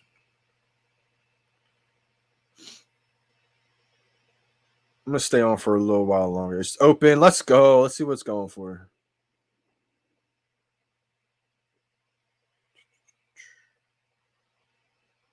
Where's the comic? Where is it? All right, usually it's like the first one. All right, here it is. So we got the common. There's only 20 in the market. It's $20. We got the uncommon. There's only 8 in the market. $28. There's only 8 in the market for the rare. $140. There's only 5 in the market for the ultra rare. $330. There's only 6 in the market for the secret rare. $900. $800. So it just opened, everybody. Market did just open if you want to check it out. It's amazing how crazy the difference is when I first start the stream. I'm like sweating everything, just getting out of the shower. And then I finally calm down and I'm perfectly normal. Wow. Let's go. Shidushi. How are we doing on the drop today? Did you get one? Stefan said, why is my uncommon storm going for 42 gems? So I think the storm is getting the short end of the stick right now. It was the latest drop we had, but I feel like with all these drops coming up, most people don't know who Storm is. Storm is a huge X-Men character, but even I didn't even really know who Storm was. So I think a lot of people right now, that's the problem. They don't know who these characters are, the importance of them, so they're probably sleeping on them. But again, if you have the gems right now, this is not financial advice, but this is something that worked for me dramatically, you know, back in the day. When I saw things that were under retail or just about retail, I was scooping all of them up. I was buying I bought, I think, 15 or 20 common DeLoreans at $13, $15, $20 because they were under retail. And I was like, there's no way that the first car ever released on this app is going to stay under retail, even if it's a common, even if there's 50,000 editions. People said the DeLorean drop ruined the VeVe app. I was like, you guys are crazy. Obviously, they all hop back on board now. But when it first dropped, people were too short-sighted to realize that there's going to be millions of people in the app, and this amount of additions really isn't that big. People just wanted to get rich quick, so they wanted everything to be 100 additions and be able to scoop that up and sell it right away and become rich. But again, especially with Storm, the first ever Xmen character, if you see any of them under retail, if you have the gems and it was me, if I had the extra gems, I'd be scooping them. Again, that's not financial advice. I'm not telling you to do that. I'm just saying what worked for me in the past. I was able to hold those 15, 20 common DeLoreans and wait, 3 to 6 months, however long it took. And I just sold a bunch of them to get the Walt. I had to sell a bunch of my duplicates to get the Walt Disney. And I'll tell you what, if I didn't stack up on those dupes when they were under retail, same with common Spider-Man. The common FA Spider-Man got as low as $20 or $30. I bought 20 of them at $30. I did the same thing with FA Captain America Marvel Mighties. I bought a ton of them when they were either under retail. I think I even bought a bunch when they were $10 to $20. I felt like $20 was too cheap. So I bought 30 of those. And, when Walt came, I was able to sell them for profits because I was able to hold on to them after I bought them for, cheaper than what they're going for now. Landon Uncommon, let's go. I bought a couple of these. Shout out to Brendan. Brendan's the one who actually got me to buy the common ones. He made a great point. He bought a bunch of common ones to hang in his showroom, like just the heads to be like a hunter, and I was like, wow, that's actually genius and an awesome creative idea. So I bought a few as well. I think I have only 2, maybe 2 or 3. I feel like they're just like guarding my showroom, basically. Dude said, all right, I tried to leave like I should, but I heard Storm. He's one of the most powerful X-Men, period. Okay, bye. Appreciate you big time, dudes. And absolutely, like, I didn't even realize who Storm was. And that's how, I wasn't really big into X-Men. I only know the big ones, like Wolverine, obviously. But once you realize that, or do the research that Storm is actually a huge, powerful X-Men, especially the first X-Men ever released on the VeVe app. I mean, it's just a historical collectible for that reason alone.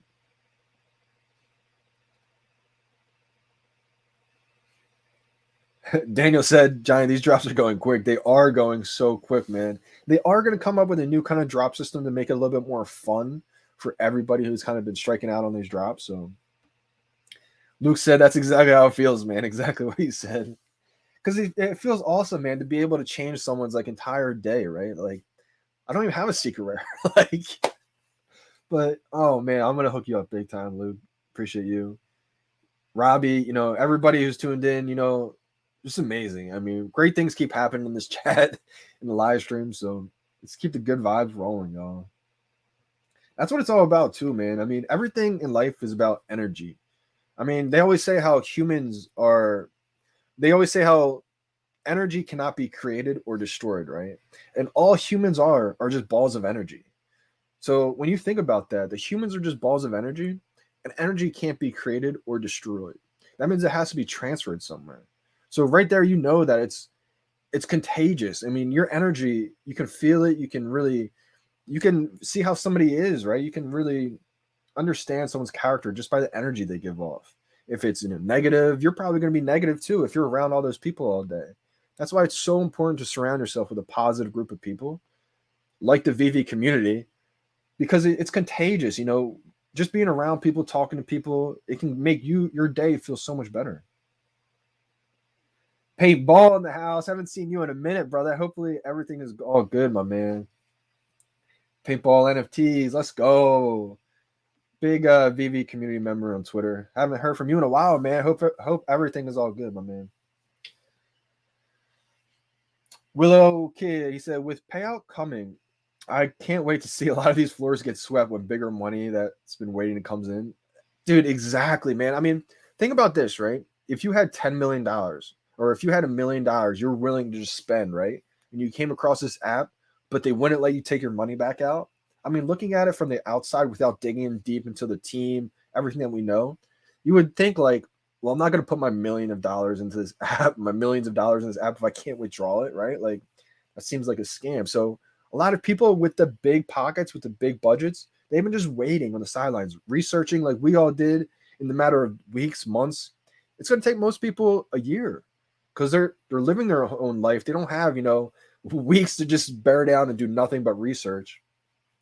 I think as we get the cash out rolling out, you're going to see all those bigger players like Willow just said, go from being on the sidelines watching to really get in the game and really start collecting and investing. And you're going to see some floors get swept. Absolutely. I think so. Got 4 rebounds today. That's impressive. That's impressive. Let me know what your strategy was. Did you just stay on that buy now button? Just keep tapping?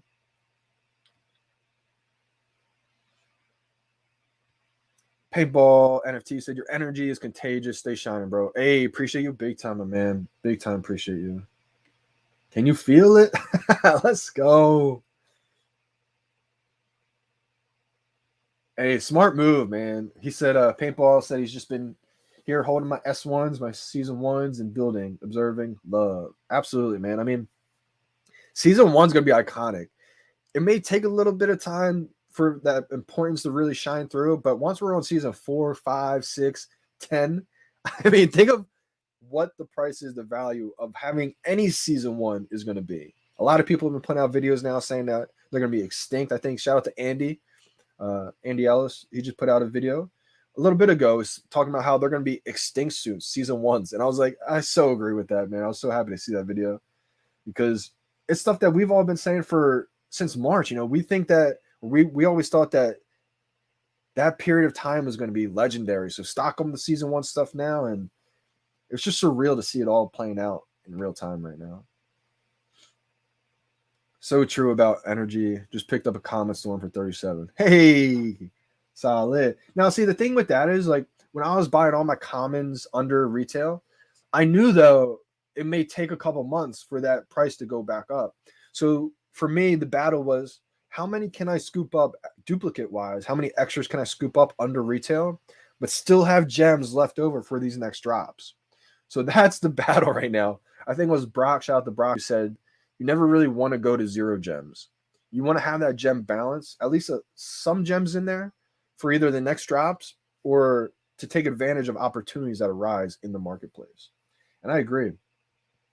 I mean, it's all about learning experience too. I mean, there's plenty of times, even today, to this day, it's hard to go without spending all your gems, right?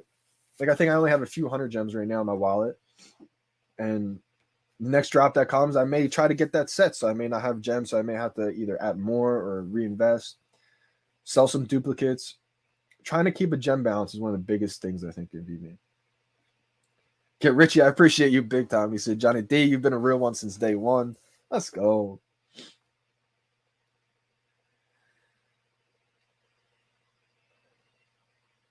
I agree.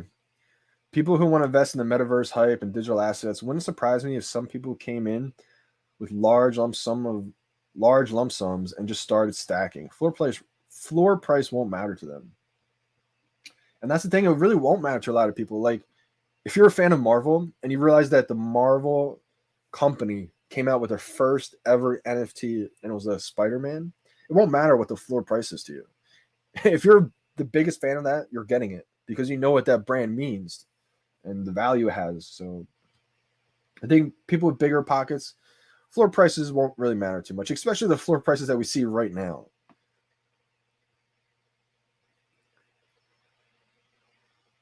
Oh, I definitely think so. I mean, I think VeVe's already passed the amount of current active wallets on OpenSea. So the only difference right now is the amount of money that the active wallets have willing to spend. And a lot of that's because they've been stacking ETH for years, so they have like a whole bunch of ETH to spend. And what's going to happen when they're able to spend that ETH money on the first ever Marvel NFT, the first ever Disney NFT, the first ever Batman, Superman, Spider-Man? These are iconic billion-dollar brands that have been here for decades that already have hundreds of millions of fans. It's not like they created a new IP and it's a rare one of one and they have to convince the whole world that it's valuable. No, this is Batman. Like, you don't have to convince anybody that Superman is valuable. Like, that's the difference with these.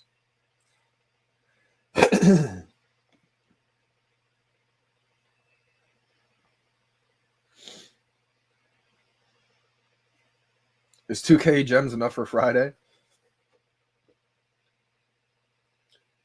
I think people are hyping up any kind of announcement that's coming. We don't really know what's coming. I mean, I'm sure there's always going to be big brands, right?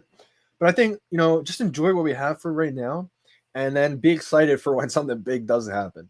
Now, I think stacking gems for big drops is definitely a good idea because you never want to be out of gems for when, a big announcement happens and big drop happens. But we just had Disney. Disney is one of the biggest brands in the world, if not the biggest, right? I definitely think we will see major drops happen, but just be careful because you don't want to get rid of some of your good ones, I agree. I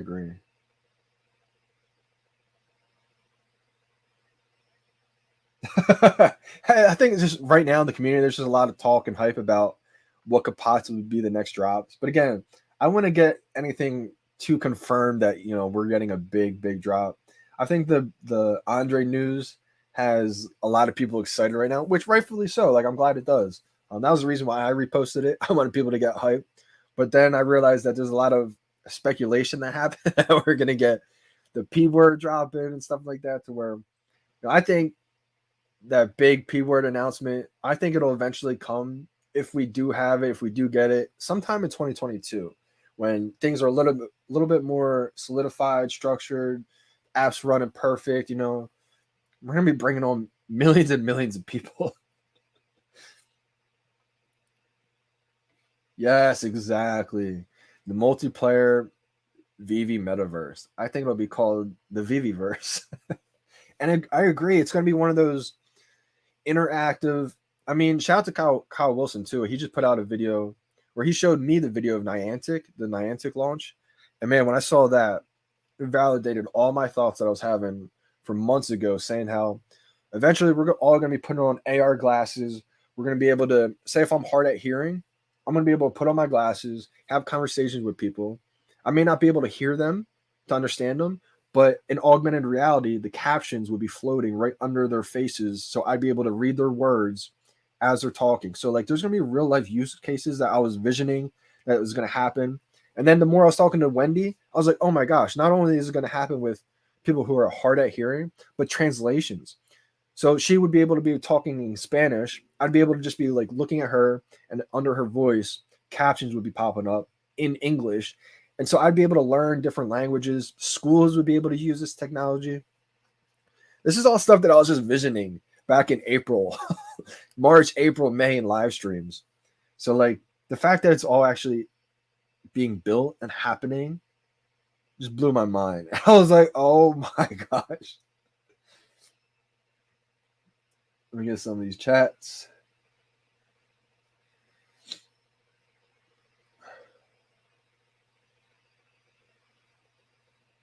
That would be awesome. Now, 2K is not the standard. I mean, the great thing about VeVe is they know they're going to have a whole bunch of different audiences, right? They're going to have the big whales, the big time players where they want to meet their needs. They want to have, the big type of collectibles, the $400 retail, maybe even more one day, one-of-ones. But they're going to have also a majority of their users who don't have, 2K to spend. 2K could be like a life savings for people. So, there's all the different types of people that are going to be on this app, kids, etc. So I wouldn't say 2K is going to be the standard. There's going to be affordable things for everybody on this app.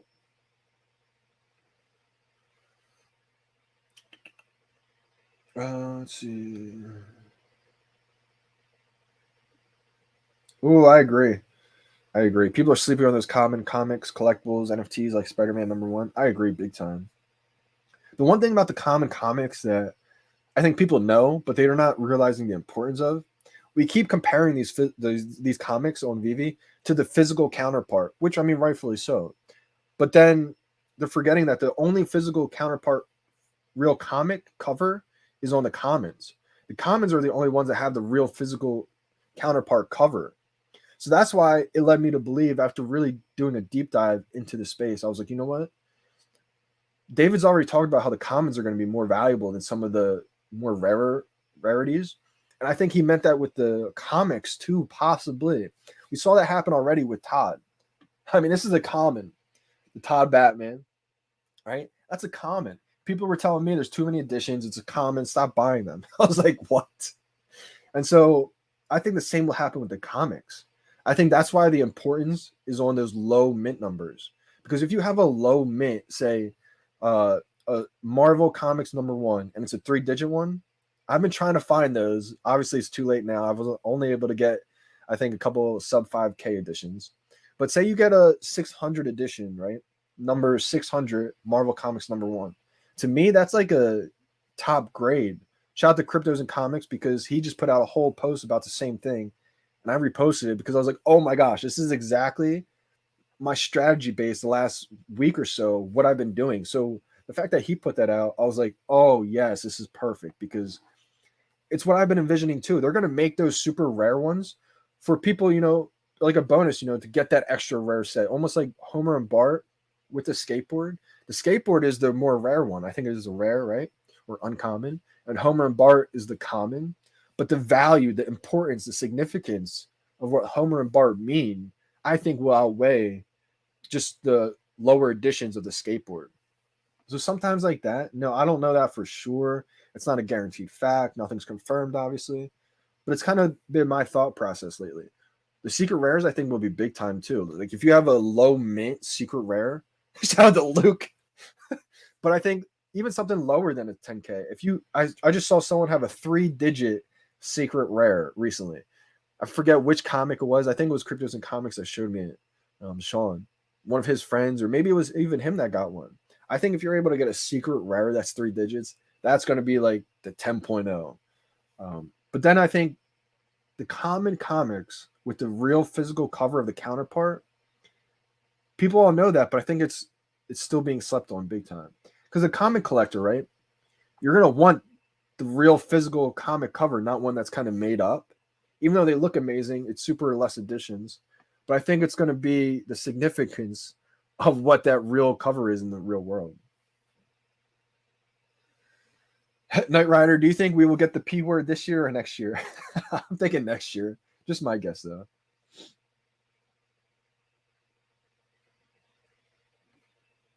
Yeah, that 3v3 game. I mean, Street Fighter. We saw teasers of that game being created, played in augmented reality on YouTube before.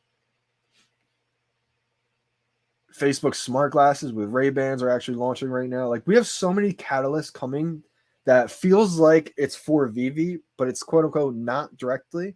So the way I keep thinking about it is I really believe that VeVe is going to partner with either a Facebook and Apple.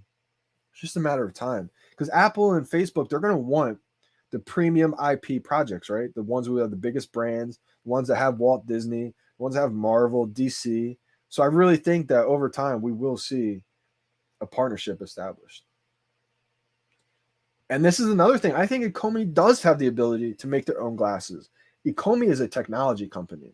So I think over time we're going to see crazy stuff happen to where VeVe becomes maybe like their first project. I would say second because it wasn't even the first.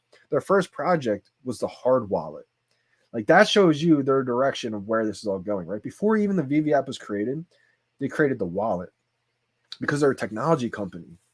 Like this is so far in advance of what people are thinking. They're just laying the groundwork, the foundation. Like think of what that means, right? This isn't supposed to pop this year. It wasn't like you weren't supposed to find out about VeVe. I wasn't supposed to find out about VeVe this early, but we were blessed that we were. So, just stay patient through this whole foundation being solidified.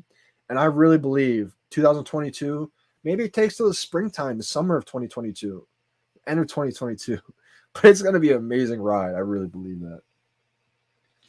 They're going to be one of the biggest tech companies in the world, I think.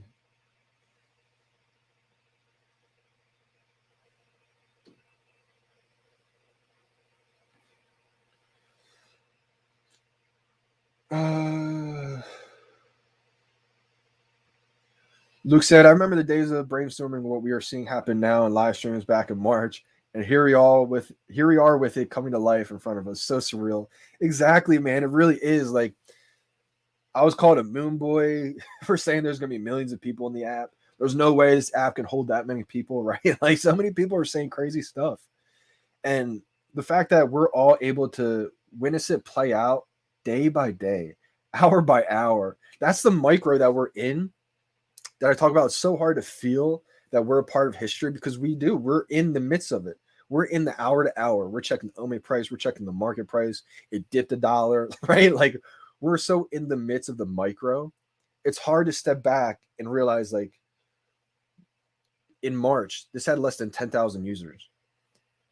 And now we have over 1 million active users. And it's only beginning. Like it's honestly unbelievable. Even to this day, when I sit there and think about it and I just talk about it, it's like, it's really a dream happening in real life, I think. This would be cool. Riley Pie. I was thinking you might need the full set to use an NFT as an avatar. Reduce the number of users with the same avatar and increase the value of all. That's actually a great point. Now, that would only eliminate the ability for new users to only have one, Marvel Mighty. They're not able to use as their avatar because they don't have the full set. That would incentivize them to definitely collect the whole set. So maybe, that would definitely be interesting. Definitely be an interesting way to do it.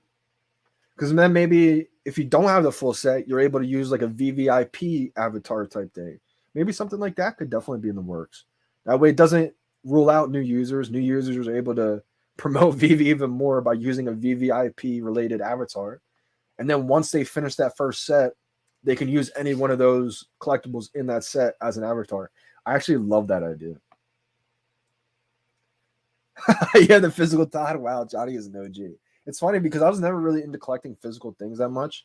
VeVe got me into collecting the Funkos. The Funkos aren't really worth anything. They're kind of just something that feed my soul.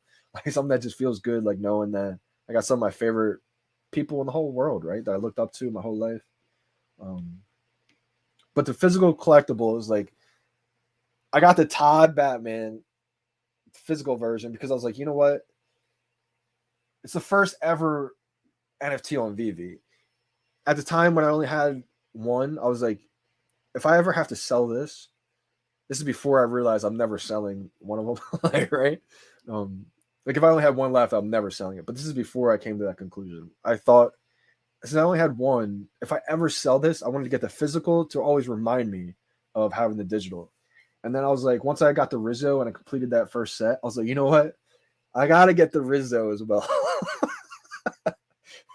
So I got the Rizzo and the Todd just because I felt like there were two staple pieces. The first ever VeVe NFT, and then the first one ever of the whole collection of 1 to 100 series. So I have the first and last one in the physical.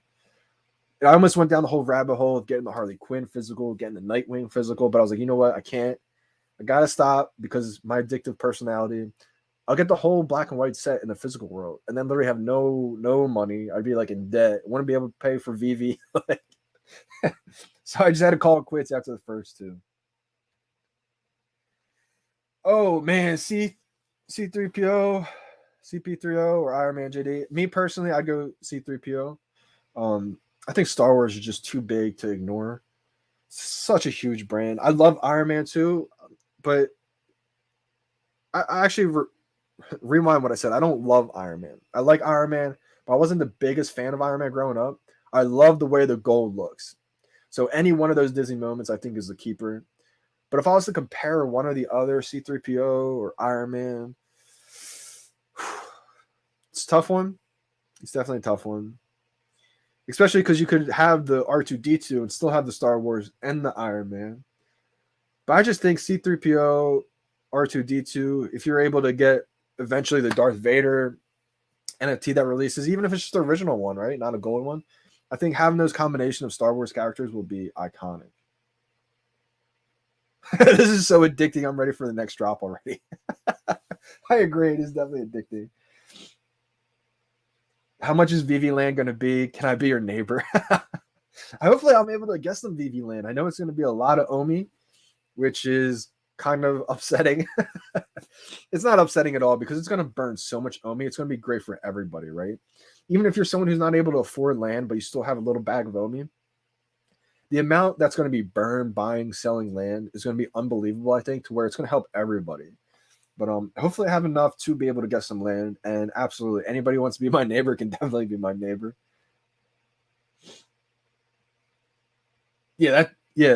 Brendan, that's why I went crazy when you got that, because like I said, not only is it a secret rare Hitmonkey, it's a secret rare.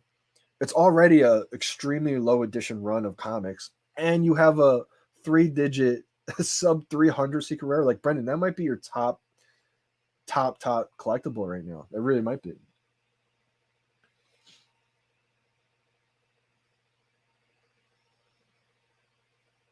Wow, this is actually amazing. I have a 50-50 skateboard. A 50-50 is a skate trick. It's a grinding. Yeah, 50-50 grind. Is that worth anything? All right, so I can't. It's like everybody's different, right? So if I'm a collector, I may have a different value of that mint number than someone who's a huge skateboard fan, right? I think we haven't even seen the skateboard community come in yet. And once we do, that's when I think the Lincoln will go off the skateboards, because Lincoln's already a big skateboard industry company. And so it's the first one ever on this VeVe app. I think once the skateboard community comes in, those mint numbers like that, even if it was a 1010 skateboard or a 2020, those repeating numbers like that are valuable. And then on top of that, you have an actual skateboard trick as your mint number. That's actually extremely valuable, I think. Because if I was I am a skateboard fan, but I'm not like a true big huge fan. Like, I like it, but if I was a huge skateboard fan, I would definitely want that mint number for sure. I'm pretty athletic, but I'm the most unathletic person on a skateboard you've ever seen. Like, I can't even ollie. Like, I can barely even ride a skateboard, believe it or not. But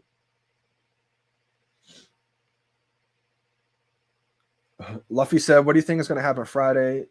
Friday Moon." Yeah, it's hilarious. I think it's just going to be like an interview that's uploaded from Andre and Gary Vee. I could be completely wrong. Maybe it's an interview with Andre and Logan Paul. But I just felt like from what Andre put out in a tweet about a week ago when Gary Vee shouted us out, the whole VeVe Omi community, Andre put out a tweet saying, like, how can I best reach you, get in touch, Gary? I have a feeling they probably probably made an interview by now. And I'm thinking I'm thinking Andre's probably going to upload it probably Friday. But again, I have no idea. I think Andre wanted to talk to Gary because Andre probably saw that Gary had a misunderstanding about it. And I felt like Andre probably saw a ability to be able to explain to Gary everything that he might be missing. But I'm also under the impression that Gary Vee is too smart. Like, Gary Vee knows what's happening with the VeVe community. He's been tuned in. He followed me for a reason. I don't think he would have followed me if it wasn't for VeVe, right? I mean, shout out to you, Gary. I've been following you for a decade now. And to see all that happen, it was like a dream come true, honestly, because someone I looked up to, watched videos forever, tried putting all that stuff into action that you've always talked about. And so I really think, Gary's too smart of a person, especially being in the NFT space. I think he knows too, to where if he talked about, how great VeVe is, I think that would have brought in way too many people to VeVe right away.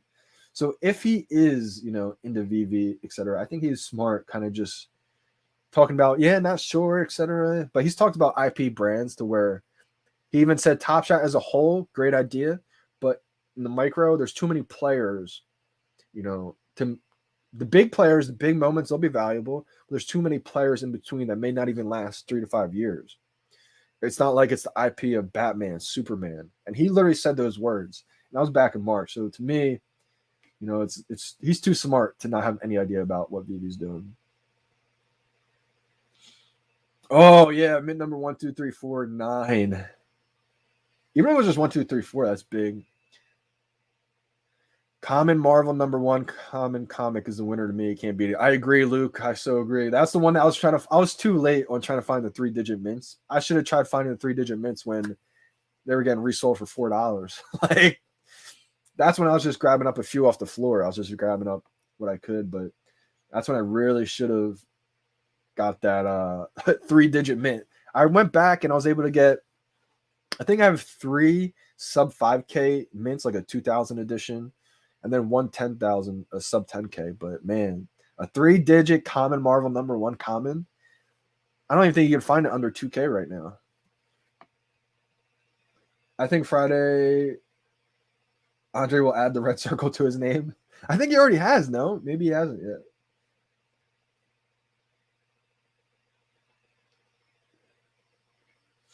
Hey, real talk. He said Akomi by far has the most headroom in the crypto space. There's so many possibilities, which makes the $10 Omi obtainable. Shout out to Cavell.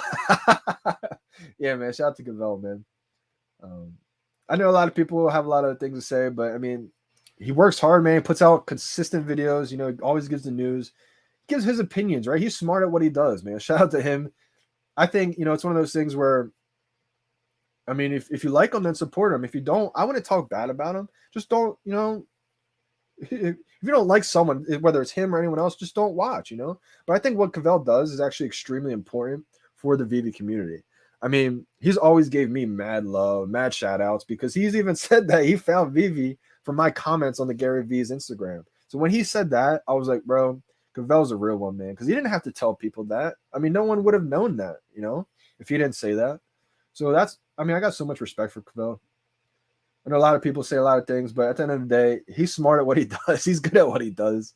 And you don't have to believe everything he says. I mean, he even says you should have your own opinions, right? You should come up with your own things.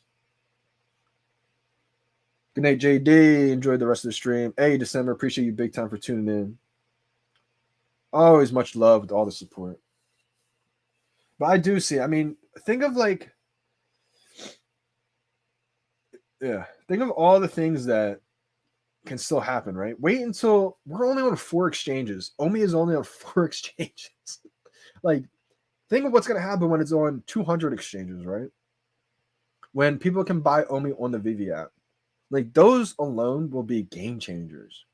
Then we have the whole VeVe verse that's still to come. Then we have other companies that are going to be using the Omi token possibly as their utility token. Like, it just gets better and better, honestly. Like, it's unbelievable. There's people who believe that Amazon was taking too long and companies like Barnes and Noble were going to crush them. So people sold off their Amazon stocks at $20, $15 when it first IPO'd. Like, could you imagine that? People sold their Amazon stocks at $20 a share. Like, it happens. And people are going to probably say the same thing about Omi. I sold all my Omi under a penny. Like,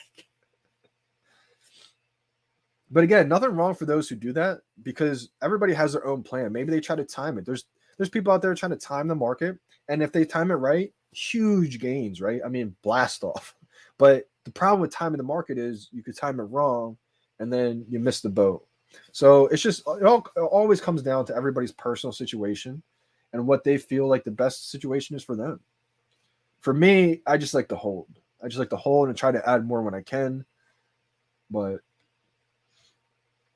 if I had enough, like say if I had, 50 million Omi, I would probably be okay with trying to day trade a couple million and try to make even more, right? But then there's the argument, well, why even try to get more if you already have so much? So it's like, but with only having like a million or even a 2 million, I wouldn't, or anything under 5 million Omi, I wouldn't even risk day trading. I would just hold, that's my strategy. How much are the physical tides? I don't think they're too much. They're definitely not 1 point or 2K. I think the physical tides they're almost out of reach or out of stock. I'm gonna say like 200 maybe. I want to say under $300. But again, digital and physical is completely different. I really think digital has so much room to grow for a few reasons. The ease of access. Like before digital, I didn't even think about collecting a physical Batman statue because you have to go to the store, right? It's like out of reach. It's not easy to do. You have to drive there. You have to find it. It brings that ease of access of collecting to everybody who's got an iPhone easily. Boom. It's almost like, you could have a physical store, right? You could open up a physical store, and that's awesome. Great job. You're proud of it. The only problem with it is it's only open 5 days a week, maybe 10 hours a day. And only those people in a certain location 5 miles around you can go to that store. Now you open the same store, but a digital store. Now it's open 24/7, 7 days a week. And now everybody in the whole world can visit your store at any time they want. You give your access to so many more users out there. That's why I think digital will outweigh the physical ones for sure. Yeah. Got the physical Rizzo, the Fizzo. Yeah, had to, man. Had to get the fizzo, man.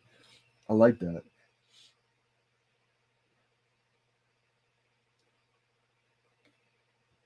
Skateboard is my yeah, Willow. That was awesome, man. I know you're a big skateboard fan. I think the Lincoln ones, the common ones, look amazing. Again, it goes back to the common.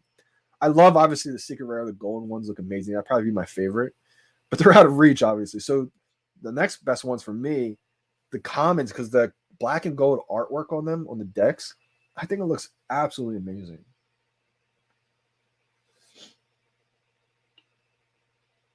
All right, Knight Rider had a question. Right now, the common is at 8 gems, and there's just 50% of the commons delivered. Do you think I should buy it now or wait until all the comics are delivered? I mean, usually the comics don't go under retail. Let me look at them.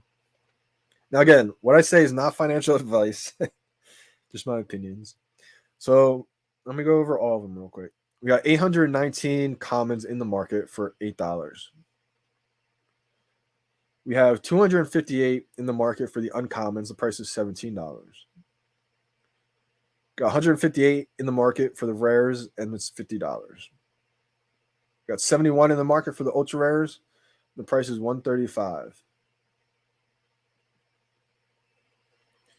We got 54 in the market for the secret rare, and the price is $560.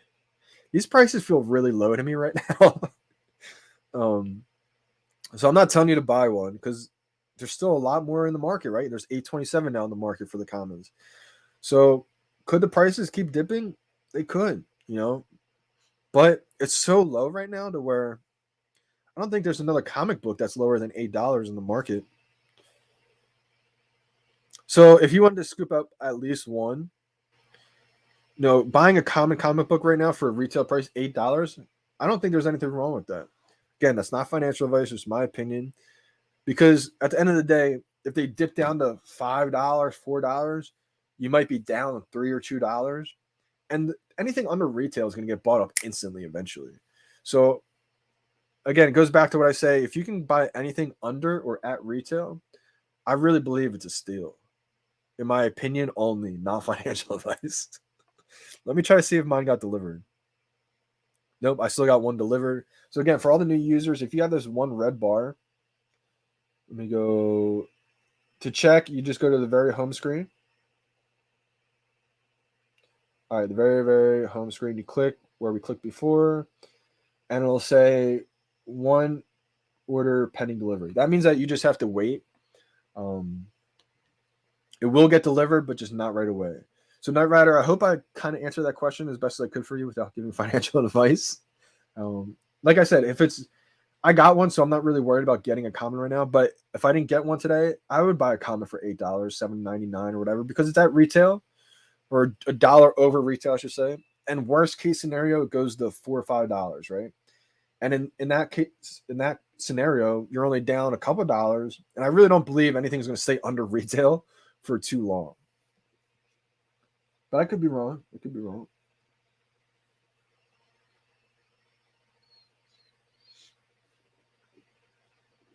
Vela's my guy. Hey, yeah, shout out to Cavell, man. I mean, he's a realist. I mean, he just speaks whatever is on his mind. He's good at what he does. He's able to get people to talk about him, whether it's good or bad. He knows how to get people to talk about him. And that's the thing I learned. I mean, I've seen so many people and so many just constantly talk about him, whether it's good or bad. So I realized, like, wow. So even the people who say they don't like him still watch him nonstop. So it's like you're able to get people's attention. You're good at what you do, like no matter what. Let's go, El Hex. He said he found Ikomi through Cavell. And the fact that Cavell even shouted me out on his channel, man, to let his whole following the world know that, like, he found VeVe and Ikomi through me in my comments. So, like, that alone showed me he's a real dude. Like, I never asked him to shout me out and say that. He didn't have to shout me out and say that. He could have just never did it, right? But he chose to show love and let people know, like, yo, don't sleep on Johnny Dunn. Like, so that kind of stuff right there, the fact that I never asked him to do it, right? I never said, yo, can you do that? Like, that's a real move right there. That's a real dude. Like, so I appreciate that big time. I'll always have respect for him. When Coinbase, this is something that I'm really excited about. I don't know when Coinbase is going to happen. Can't even guarantee that Coinbase is going to be one of the exchanges. But Coinbase is invested in Immutable X. That's a fact. And so I really think that because of their involvement with OpenSea, the fact that they're getting into NFTs, they're gonna want. They've listed Shiba, right? Why would they not list Omi? Because it's on GoChain right now. So once we see that transfer onto ETH, we're on Immutable. I really think that we will see a Coinbase listing at some point.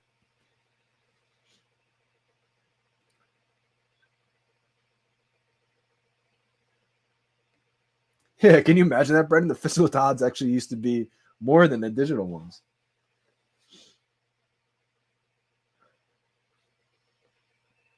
Josh said, won my first 5 drops and now lost my last 5 with the same method and internet connection. It is really getting that more difficult. Is it really getting that more difficult to get drops? Most of the time they sell in less than a second. Yeah, Josh, absolutely. So that's kind of been the same way with all of us in the VeVe community. I've actually had pretty good luck lately. A couple of the collectibles I still strike out if they're really super limited. But pre-Disney, we had about 50,000 active users on drop day. And post-Disney, we have over 250,000 users active on the drop day. So that alone should tell you how much harder it is to get the drops. And I think they will implement a system soon to kind of make it a little bit more fair and a way to get everybody having a little bit more fun getting the drops.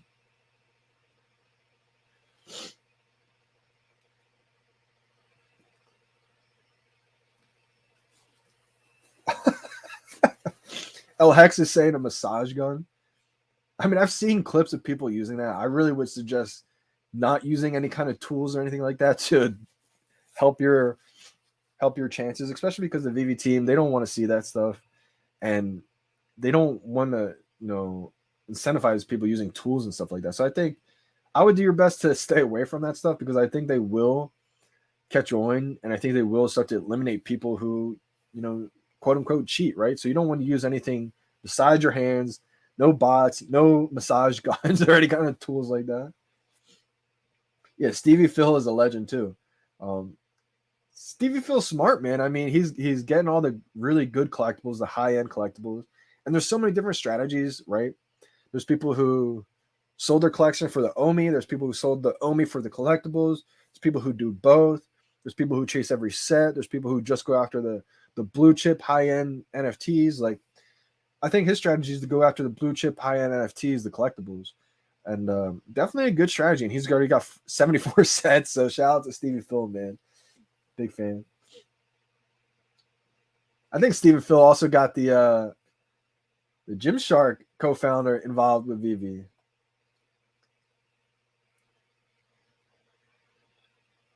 Smash the like button, folks. Hey, appreciate you guys. Bless the chat. Bless the chat.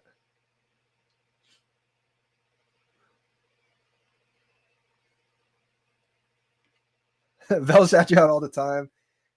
Anytime he references discovery of Omi VeVe, he always says, and shout out to Johnny Dunn, man, because he's how he even found VeVe. And that's what I mean, like the fact that he shows love like that all the time, a lot of people won't do that. A lot of people don't do that. And it's the people like that that really show me that, like, he's a real one, bro. Like, he's grateful for it. And, like, I'm just grateful for the fact that I was able to show someone like Cavell, someone who's got that work ethic, someone that, whether you like him or don't like him, he brings a lot of good to the community. So I'm just glad, it all worked out. Hulk smash that like button.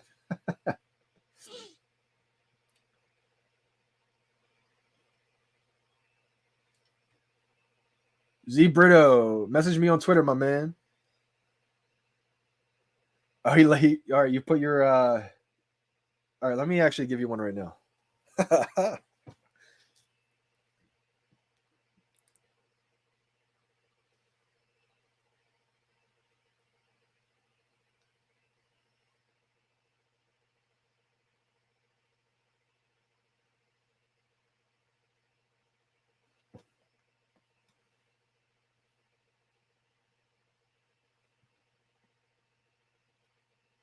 Let's go. You got an awesome profile picture. I don't know what that is. Just a little something. I mean, you could be lying to me right now and have like a collection full of like 70 sets, but I don't think you would do that.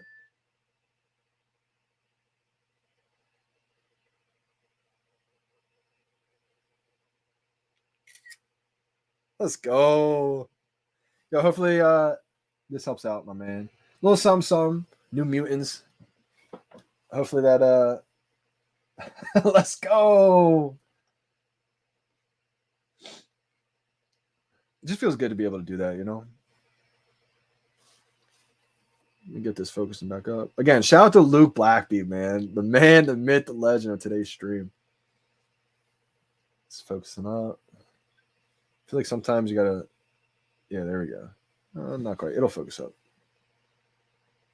There we go, y'all. Let's go. Let me I wish I was, man.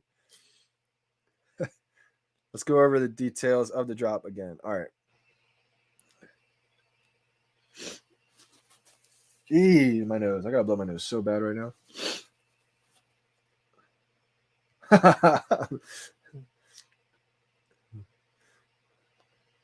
All right, let's go over the comics. For the drop today, let's see what the prices are in the market. All right, so we have almost 1,000 in the market for the commons, 989. It's saying there's no comics to show. All right, come on.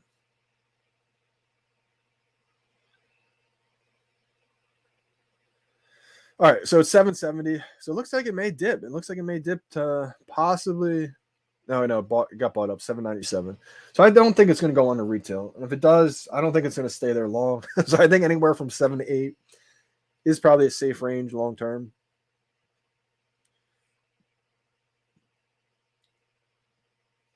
So it's 770, almost $8 for the common. 1K in the market. Then we have the uncommon. There's 334 in the market. Why does it keep saying no comics to show? I got to close out again. For some reason, there's like a bug that keeps saying no comics available. All right, let me try this again. Common, 780 is the price. 1,000 in the market. Again, uncommon is not showing up right now for some reason. The rare, it's $50, $51, and there's 176 in the market. It's really not too many in the market at all still. A lot of commons got delivered. The ultra rare is only 126. 84 of them in the market. Feels like there could be more coming in the market, but the floor just got bought. It was a sub 10K mint for 126. I feel like it's still cheap. Then the ultra rare, 522.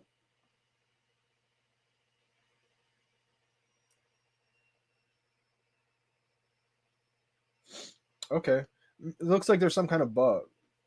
So that could be a good thing to do, you know, leave a little post on the feed. Maybe VeVe team sees it quickly that way. But just remember, when you do leave a comment like that, just be respectful, because VeVe team's always down for feedback. They want feedback. That's how they get better. But just remember to always be like respectful about it. Don't be one of those people to be like, the app's crashing, it's ruined, can't even view the uncommons. Like, don't freak out. You know, I'm not saying you did that, but just an example.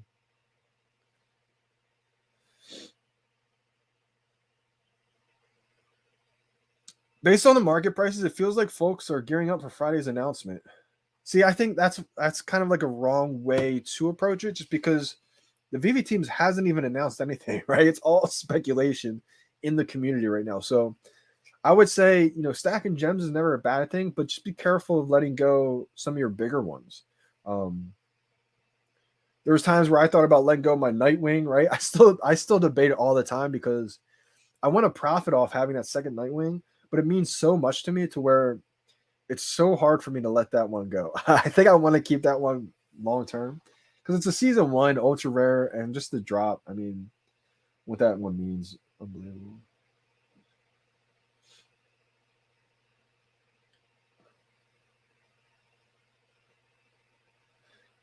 I'm not sure why he's not showcasing any Todd McFarlane's on his profile. Probably just because he doesn't want to showboat. Maybe because he's got like 12 of them, I think. I think he has over 10 Todds. Also, shout out to Crypto Khaki, man. He's also the Todd father. I think Khaki might have coined that name first, but I mean, they're both Todd fathers. They both have like 10 or 12, I think, which is big time, right? Big time. I'm not sure of his mints. I would guess they're pretty solid mints, a couple of them. I'm not sure what the mints are looking like though.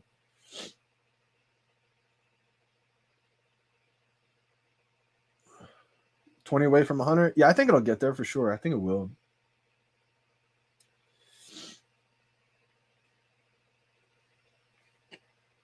Yeah, I guess for some reason, just a little bug right now in the market.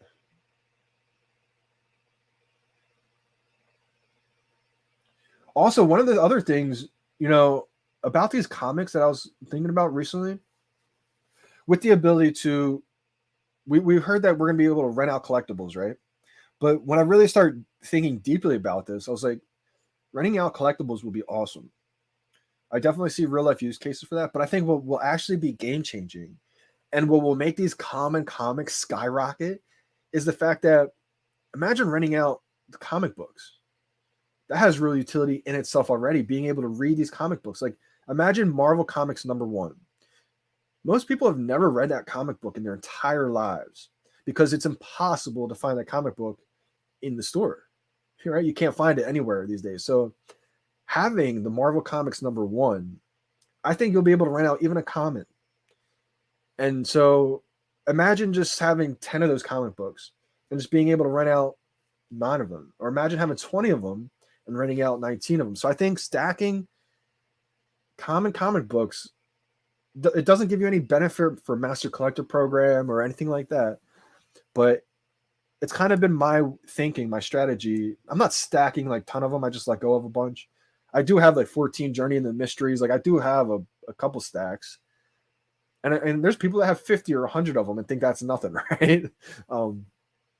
But so, for example, basically what I'm saying is I think the utility will come with renting, especially the comic books that are readable.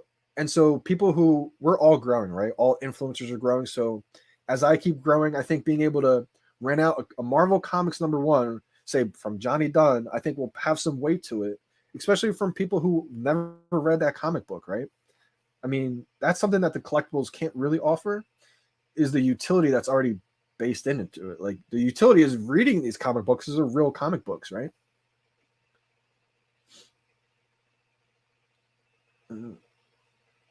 I think there is, yeah. It might be Secure. I forget his exact name. But Pirates just put out an interview with him, I believe, and he just talked about how he bought a bunch of Todds too. I bought, I think, 7 Todd McFarlane for retail, 7 Todd Batmans for retail. People told me stop buying them at like 2. People told me they'll never sell out. I bought 7 FA Jokers for retail. I bought 7 FA Harley Quinns for retail. And I did that because everybody was saying not to do it. And the more I just kept thinking about it, the more I realized I can sell a couple of these, still hold on to it, make the profits back. And so I learned early on that duplicates were game changing. And then David Yu goes on and talks about how his strategy, his advice is to get 3 of each one. And so I was like, wow, so this is actually a real thing. Duplicates are a real thing. And he talked about how 3 is the magic number because you can always hold 1 for life. You can always sell another, to invest in other things, get your money back plus more. And then a third one to do it again later or to trade for another collectible. So having, at least 2, but ideally 3 or more is the soft spot. That's the sweet spot right there. My best mint, I'm going to have to say it's my Catwoman.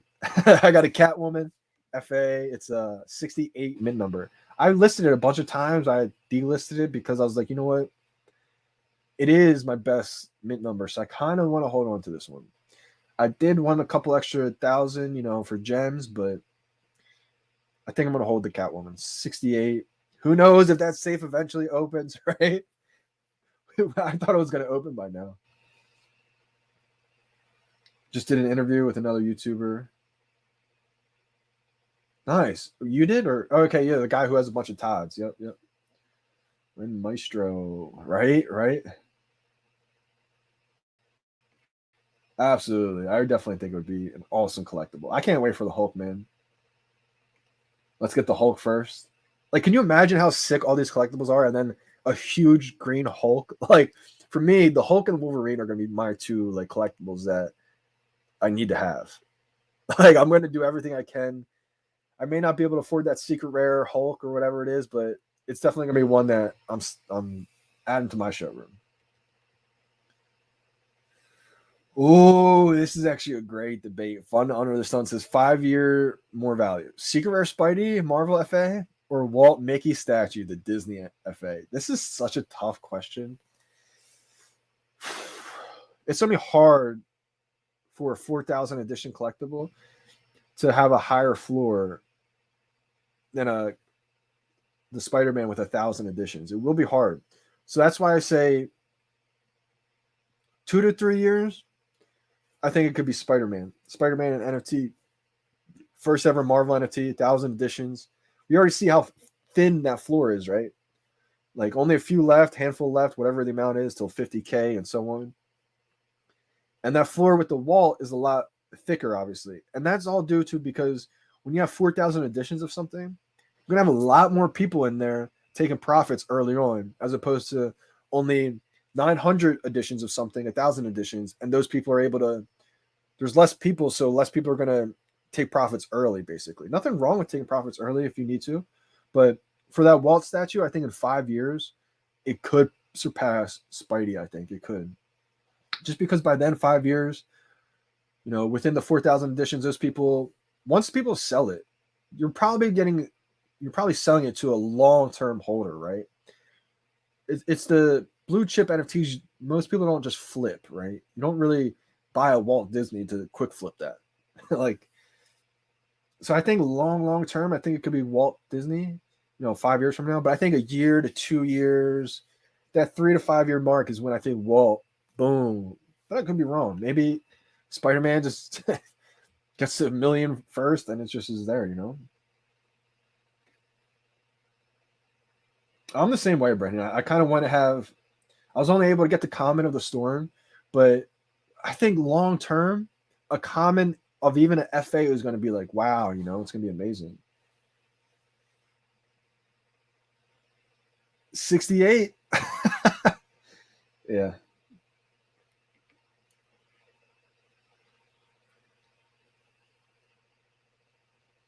Question: is it only me, or I can't supersize my Storm Ultra Rare in my vault? It's the only animated NFT I can't enlarge. Interesting, D Ramos. I'm not sure about that.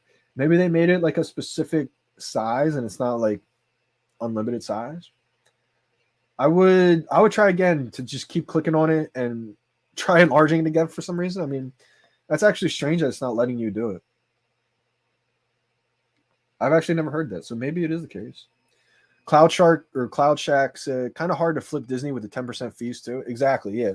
It's one of those things where, I mean, I've actually thought about listing my Walt because I have a high mint Walt, like a 3,000 range, and I thought about listing it for like around the floor, like when it was 8.8 or whatever it was, because I saw like 9 point something for, I think it was like 1,000 mint range or maybe even sub 1,000, and I was like, wow, I could really just swap my mints real quick, sell this for the floor, and then buy that low mint one for like $100 more, $200 more.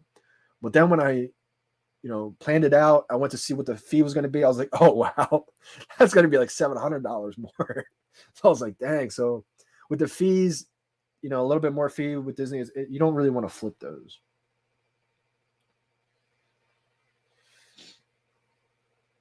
Wow, yeah, 1-to-1 Millennium Falcon. Oh my gosh. I can't imagine that. I mean, we already see how big the U.S. enterprise is, right? Like, they're going to have crazy drivable collectibles, I think. I'm going to see if the bug's fixed. All right, so the common is 770. This would actually probably be a good chance to snipe low mints. Low mint commons. Like, let me see. Let's see what they're going for. Yeah.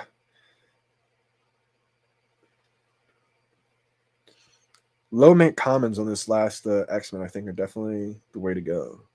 But again, oh my gosh. No, it just got sniped. Like, for instance, when you look at this, this is what I mean, right? So I filtered this by lowest mint number. So I'm sorting by mint numbers and just seeing what stands out to me. And so it's blurry right now. Hopefully it can focus up. All right, perfect. So as you guys can see, I'm sorting by mint numbers and seeing what stands out. Now, what stood out to you right away? So obviously the mint number 687 for $15. I tried buying that right away. I was like, wow, steal. And it was sold out. So those are just some ways to where you can snipe, crazy deals. A 3-digit comic book for $15 would have been snipe of all time. Most of the time, they're close to $100, any kind of 3 digits, like minimum wise.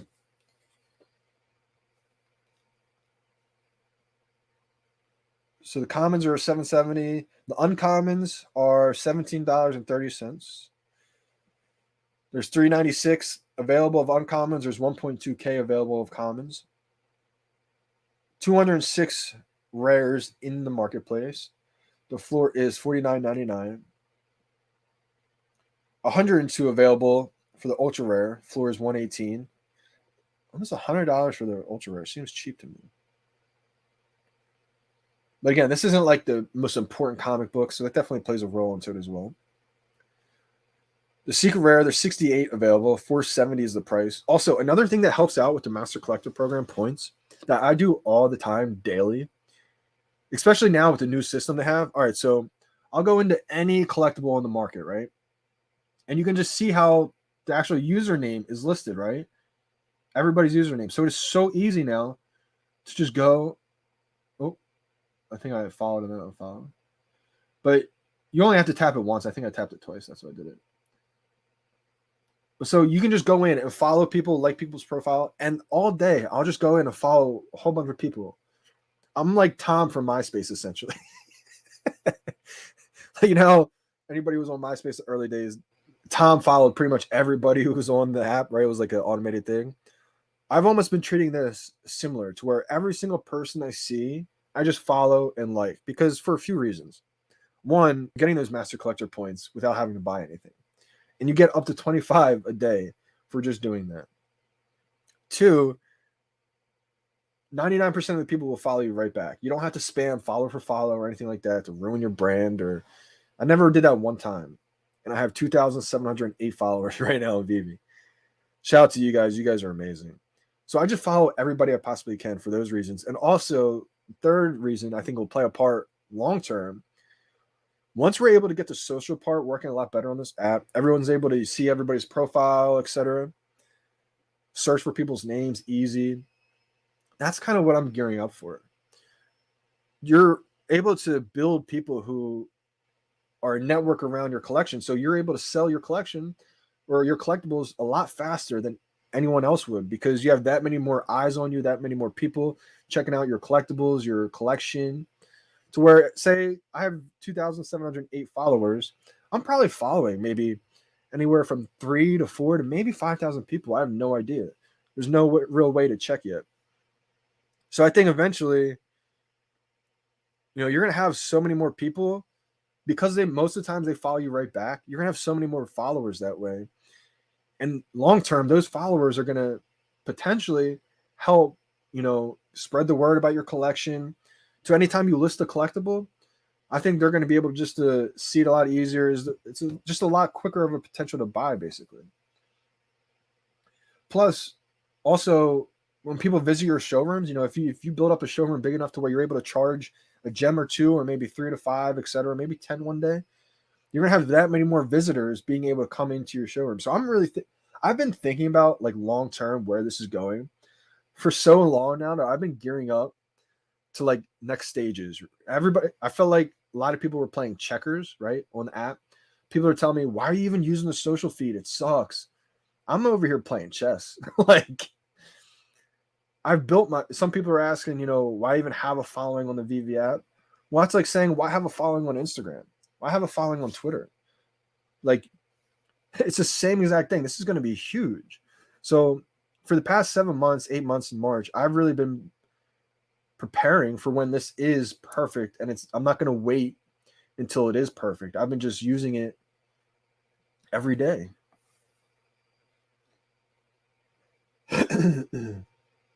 Yeah, that is actually one downside. So like I get so many notifications. Like, obviously it's spam at 99. I'm like, just like, it's just nonstop, right? Like a couple seconds ago, someone posted a feed. So it is It's not ideal if you're trying to like get in a conversation with people, you lose comments all the time. But I mean, that stuff's going to get worked out, I think, big time.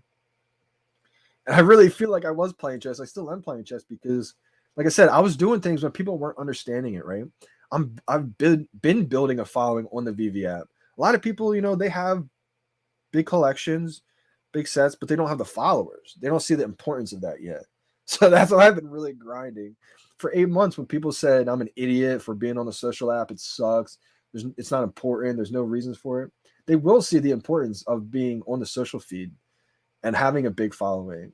They will, and by then they will try. But I'm sure it's going to be a lot harder to get there at that point. But that's why I just think thinking ahead is always beneficial, no matter what.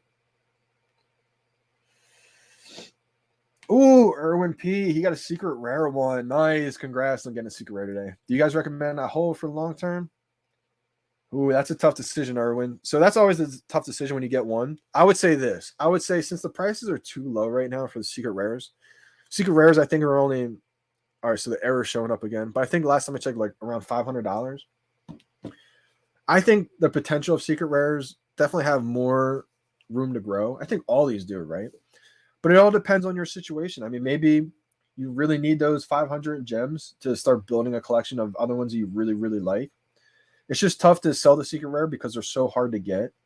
And I think they're undervalued still. So it's a tough one. I think I can't give you a yes or no decision because it all depends on everyone's personal situation and what your goals are, etc.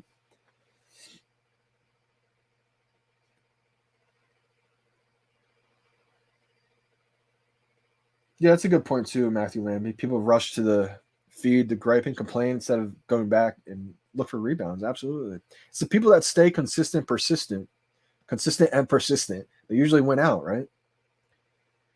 Brendan said, if you're brand new, take the dub and reinvest it in the collectibles you like. That's actually a good point. That's kind of where I was going. Everybody's in a different situation, right? To where, if you're brand new, there's different ways to play. You're brand new. You could do what Brendan said, take the dub, sell it, reinvest that money into collectibles that you really, really love to build that collection that since you're new. Or if you're new, that's your first drop ever, it may be a sentimental moment to where you want to keep that first ever drop that you got and being a secret rare. So like my goal is to just give you options, different routes you could take, and then you pick whichever one you decide is best for you. I mean, I don't want to sit here and tell you what you should do because what I think you should do may be different than what you think you should do. I hope those kind of answers help you guys because I don't want to sit here and act like a financial advisor and tell you the right things. So I'm not a financial advisor. Just things that have helped me looking back on, like through my experiences, things that I would think of and how I would play it that way. Fun under the sun. Would you sell Marvel #1 secret rare for 3 Walt and Mickey's? Man, these are big time decisions. These are not light decisions either. Whew, that's such a hard call, man. All right, so if I had the Marvel secret, that's most of the time when people get that Marvel 1 secret rare, they're not trying to flip it, sell it. They're just gonna hold it and not let that one go. So it's so tough because it's harder to get a Marvel secret rare #1 than say a Walt and Mickey.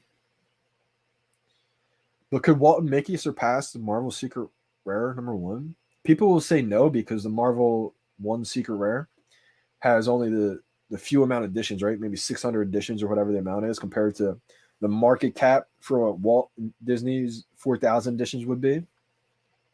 But again, I think what a market cap is definitely a thing to look at to give you a good estimate or a good gauge, but I don't think it's the end all be all. So I think majority of the people would tell you don't sell the Marvel 1 secret rare for 3 Walts and Mickey. But I really don't know about that one. I think either one you make will be a good decision in the long run. Which one has a higher chance of skyrocketing first? A higher chance, I would probably say the Marvel 1, just because the lesser amount of editions make it's kind of that argument with Spidey secret rare. The less amount of editions make it more possible to skyrocket quicker. That's all it really does.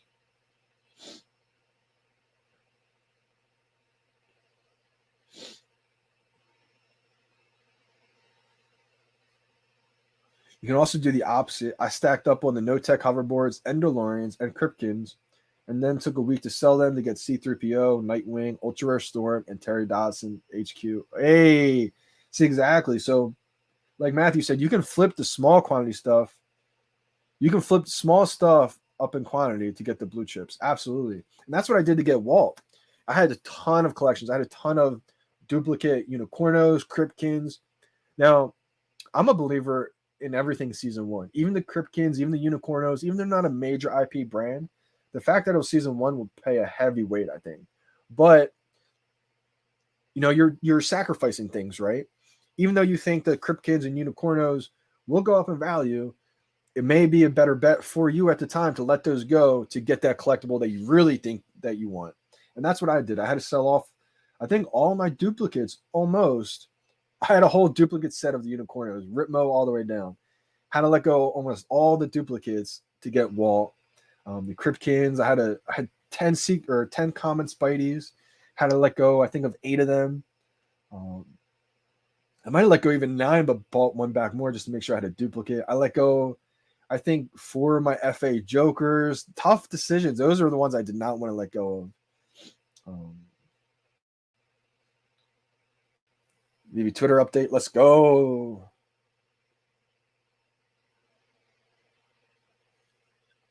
I retweet.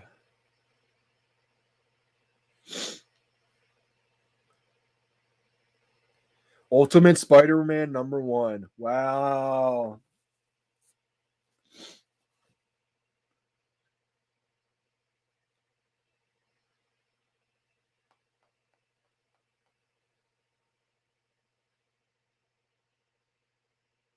This is huge.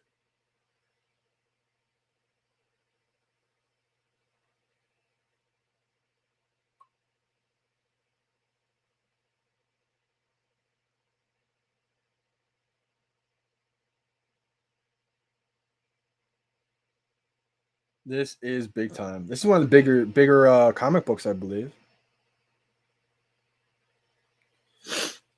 I could be wrong, but I'm pretty sure this comic book is a huge comic book. Ultimate Spider-Man #1. Woo! Now, for me, I'll tell you guys my strategy right now. A low mint common. Now, on the drop, obviously, I'm going to hope to get a secret rare, ultra rare. But I'm going to try to go for a low mint common in the market right away. If I can get a 3-digit common comic book of this one, that's what I'm going for.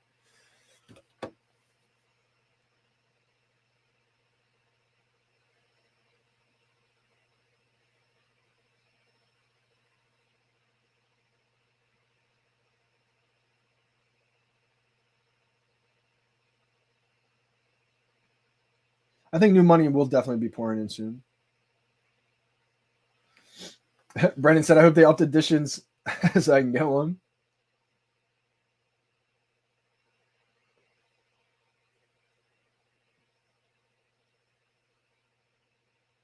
I got a common number 5203. Let's go. It's a sub 10K common. Let's see if mine ever got delivered. I got one. I got a rare. Let's go. So I got a low mint rare. Wow, it's a 1,385 low mint rare for your boy. This is crazy. It's almost like they hear me speak about which ones I like best.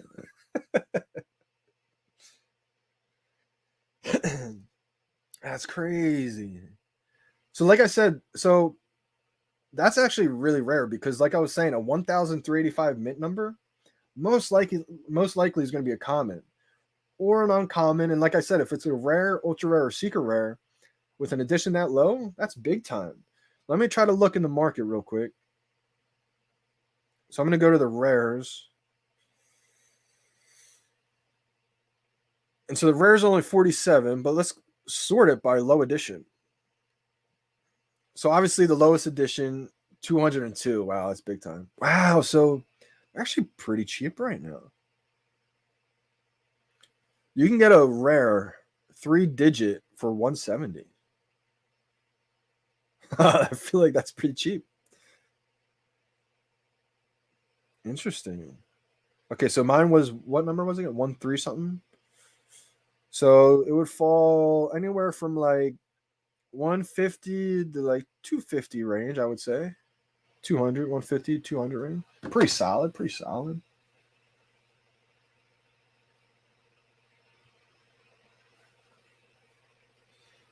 NFT value on comics alone is worth $1,000 each. I could see it one day, like even the commons. Because you got to think too, like once these get interoperable, and say they get listed on OpenSea, Mutable X, they're probably going to be listed in edition number, right? Filtered by edition number first. So that's why I think also the low edition numbers are going to be crucial.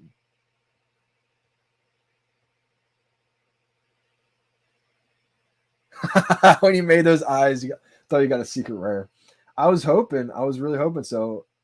As soon as I saw something different than the common, I was like, whoa, what's going on here?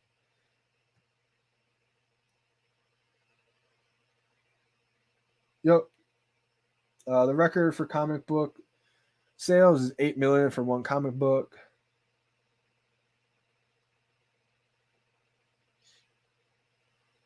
It's a DeFi product, especially with the ability to rent these out and like let users who've never read this comic book ever before be able to actually read these licensed NFT comics.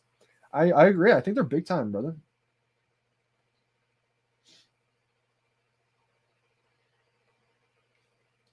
Tango, I'm actually glad you're saying this. People don't understand what an NFT is used for on the blockchain. NFT are extreme asset value class. Absolutely. It's one of those assets that are just now starting to become not even mainstream yet, but starting to become aware between the masses, I would say, slowly but surely. And it's one of those things where a premium licensed digital asset is becoming a whole asset class in itself. And it's something that is almost guaranteed to last because it's on the blockchain. No matter what, if the internet crashes for a year, comes back open, like these are going to be on the blockchain forever. So like this is not something that's going to get ruined in a storm, like even a house. Real estate sometimes gets suffered by the storms, tornadoes. So I'm not saying real estate is a bad investment. I think real estate is great. Trust me. But I'm just saying the difference in something that's going to be here forever and something that could get tarnished, right? Peace out, Josh. Appreciate you big time for joining.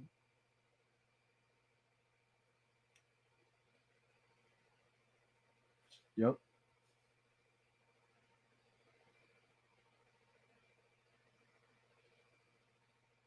I think it's awesome. I actually still have never read the MC one just yet. Everybody's wondering what the next drop's going to be, what Andre's got up his sleeve. Andre does like magic tricks. He definitely does. I'm under the impression it's probably going to be an interview with either Gary V or Jeremy Padawar. Shout out to Jeremy, man. Big time legend, Uncle Jeremy. So glad to see him part of the VeVe community. Like, it's truly a blessing to see people like him, someone as high profile as Jeremy. What that means for the VeVe community as a whole, just him like showing love, it's amazing. It really is an amazing time right now.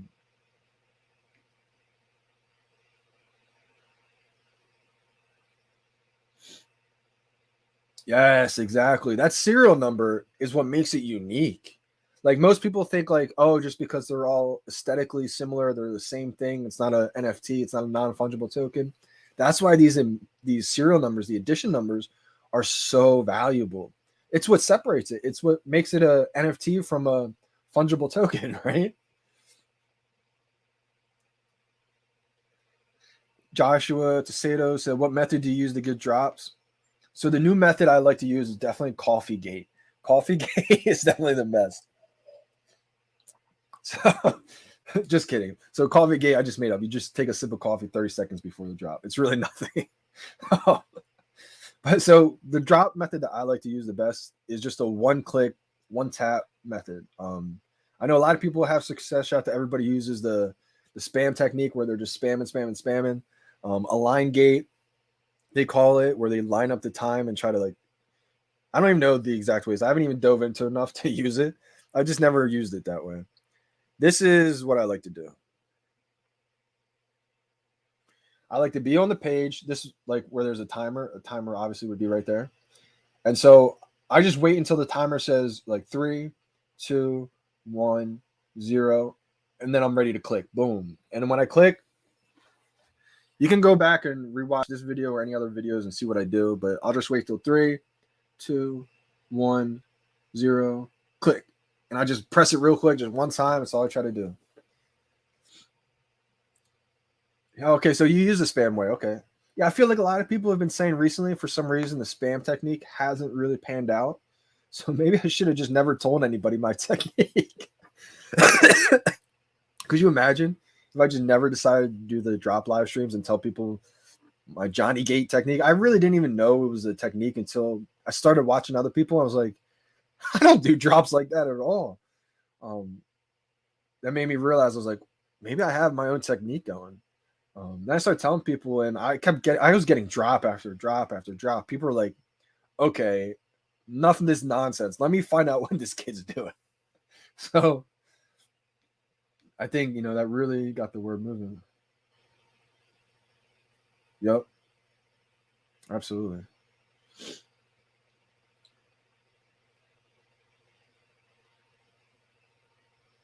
Oh, this is a good idea. Shut down all your Wi-Fi connected devices in your house. That way your Wi-Fi is not spread out to a bunch of different things. You're getting the sole Wi-Fi, so probably better connection. Sit next to my router and smash the like button like I'm like I'm in the Smash Bros. That's hilarious. There's some other like individual techniques. Like if you have a big collection, go into your settings on your phone. Not your phone, but like on the VeVe app, go into your settings, go into My Files. Oh. My Files. And then once you're into My Files, you can remove all downloaded files.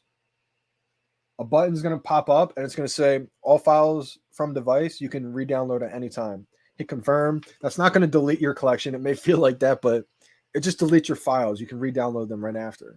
And that usually speeds up your phone a little bit too. Today I actually got the drop without the Ethernet cable, so I didn't even use the Ethernet cable.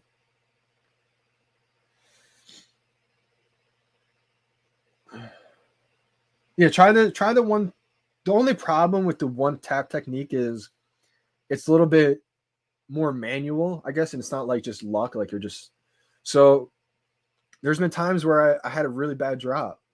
I almost equate it like you're playing golf. You have one shot, especially because I'm filming it. I feel like I hit a perfect drive. I'm in the fairway and everybody's watching my next shot. And am I going to shank it? Shanks happen.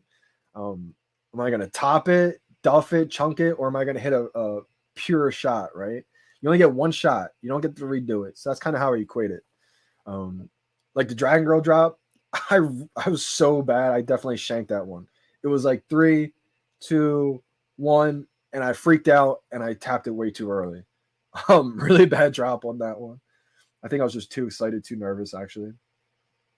But that's another thing. If you can calm down and try to get in a calm, relaxed state, don't get so hyped because you will do it too early. Try to relax. That's why a lot of times you see me not freak out. There's 45 seconds left. I just stay calm and relaxed because you got to calm your body down.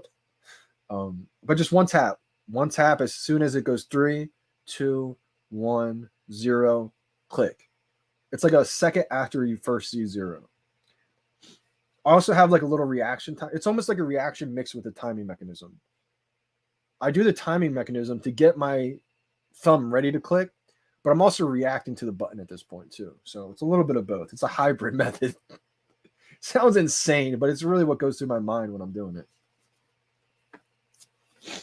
And I just like to talk out like my thought process, not telling you guys to do it that way, but hopefully that helps people who are doing that.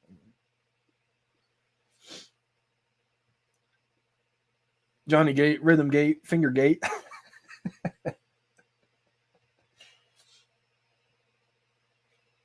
Oh yeah, new update allows you to show more of your collectibles on your profile. I think I did notice that. Yeah, I changed my profile up a little bit actually.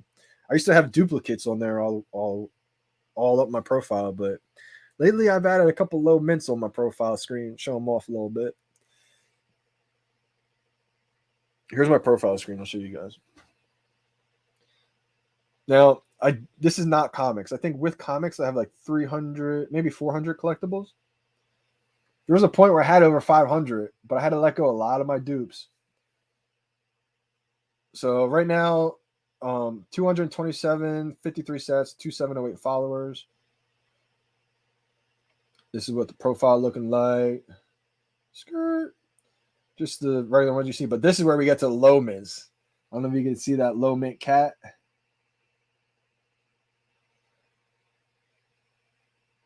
Kind of zooming in. 68 Catwoman, a 530 Ritmo, 747 Nightwing,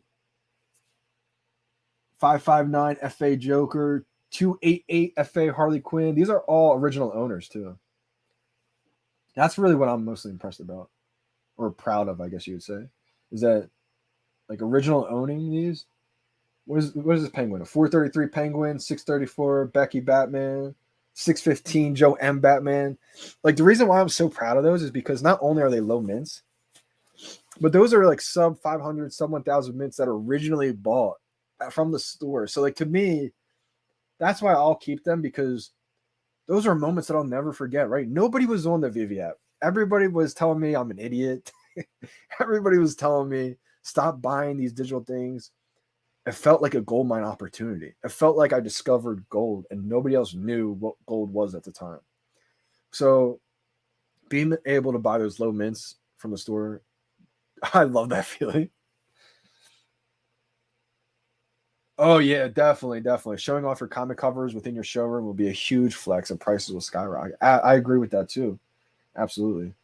I think not only just the covers, but the mint numbers. So like, again, goes back to those common covers.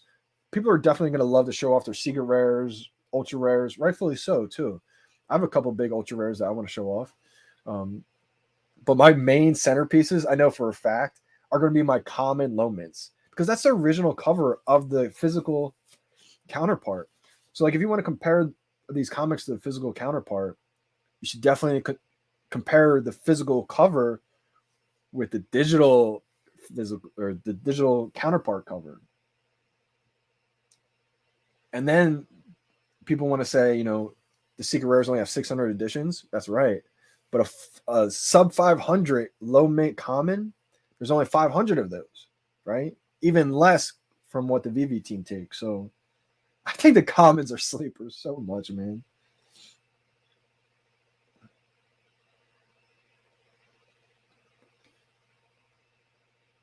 I mean, we did see the Staples Center is now going to get called crypto.com arena. So I'm sure a Spider-Man bank of Spider-Man, I'm sure that could happen. Do you feel VeVe should increase mint sizes because of how fast NFTs are selling? I think they will increase it, but it's a balance, because they can't make it, 1 million copies, because it's a collectible app. And so it'll make the value of those collectibles worthless. So it's a fine balance that they have to reach to give it enough. They will increase the mints with the user base increasing, definitely. But I don't think every drop will be increased. I think there's, they may have, for example, say, the next drop is, a big edition, then drop after that is even a bigger edition. But then to switch things up, they might have one of those drops in that week, a super, super limited 1,000 edition drop again, one of 100. They've talked about how they're going to have one of ones. So they're going to have something for everybody. Like having multiple drops a week is actually a blessing, because, beginning of the week, it might be, your 50 to 150,000 editions, something that everybody can get something. But then later in the week, it might be that one of 100, one of 1,000. So I think they're going to do a good job at balancing it all. Hey, my man, Fun Under the Sun with a super chat. Let's go. Man, I appreciate you big time. Fun Under the Sun's been a big supporter from the beginning. I'm always tuned into live streams. I think on Instagram too. Big supporter, man. Appreciate you big time. That's why this community is so amazing, because it's the energy that's involved that's contagious, right? I mean, everybody, when people see other people do great, amazing things for others, it's inspiring. It really is, because they see the feelings people get. It makes them want to go do something for someone else. And another person sees that, makes that person feel good. Like it's a constant revolving door of just showing love to everybody. Like it's honestly unbelievable. Billy the Kid. This is actually a great question too, because I'm getting this a lot lately. when new users are seeing like big collections like mine, they get discouraged maybe sometimes. But I think a lot of people are starting to have the realization of that's motivation, that's inspiration more so. So to answer this, I think it is still very early. I put out a tweet a little bit ago saying, think about it this way. If you're wondering, because it's okay to like feel like, is it still early? Because we've had all these announcements already. We see the user base increase, but think about it this way, right? This is when it's going to blow your head. Majority of the users who will be using VeVe for the next decade haven't even downloaded the VeVe app yet. They don't even know what VeVe is yet. Think about that, right? The majority of the users who will be on VeVe for the next decade, they don't even know what VeVe is yet. Like, that's how early it is. I know it's season 3 already, so comparing it to season 1, it's like, wow, I'm late. People already have, a huge collection, but no, it's early. When I joined, people already had a big collection before me. Some people did. Some people got here in October in 2020, right? So there's always going to be people who are before you. It's like Amazon, you ready? Amazon, I think, IPO'd at like $15 a share. That's how much its stock was. Or maybe it was like $20 a share. I forget exactly how much it was now. It was like 1998. Someone in 2005 might be asking, is Amazon stock, like, is it too late to get involved? It's like $500.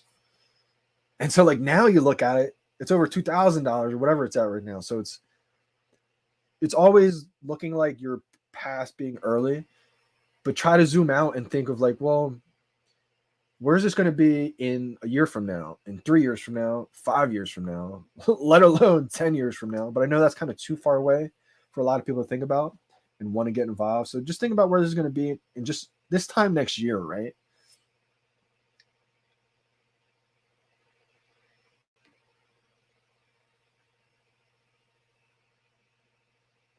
Tango says, Steven, yeah, I checked it out. Waiting on Wolverine and a few more. Most comic books are fluff. It's good though. VeVe should drop comics every day. See, that'd be interesting if they dropped every day. I feel like that would kind of oversaturate it a little bit. I do agree with a lot of the comic books. They're not your key comics, so it's not like every single comic book is a must have.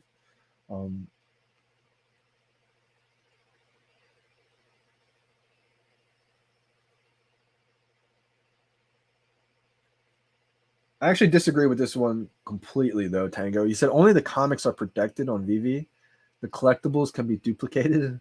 See, I actually really disagree with this one because, I mean, we saw it already for a Harley Quinn example. I mean, the FA Harley Quinn is the first appearance of Harley Quinn, right? And then from the Black and White series. But then you see Series 2 Harley Quinn, that's not an FA. So the FA or the Harley Quinns that we see rolling out in the future, they're not going to be first appearances. The Joker, the next Joker that gets rolled out in the VeVe app, it's not going to be the first appearance Joker. Next Superman that gets rolled out, it's not going to be the first appearance Superman, right? These aren't going to be first appearances as they're duplicated. And that's the whole importance why these are first appearances. Super early. I'm not sure about that. I'm under the impression that we will get DC Comics, but I'm not positive. I don't want to confirm that. Again, nothing's ever confirmed until the VeVe team actually confirms it. But I would say, yeah, I would say my guess is eventually. I would say eventually. Yeah, exactly. Season 3. What will you say when we're in season 54?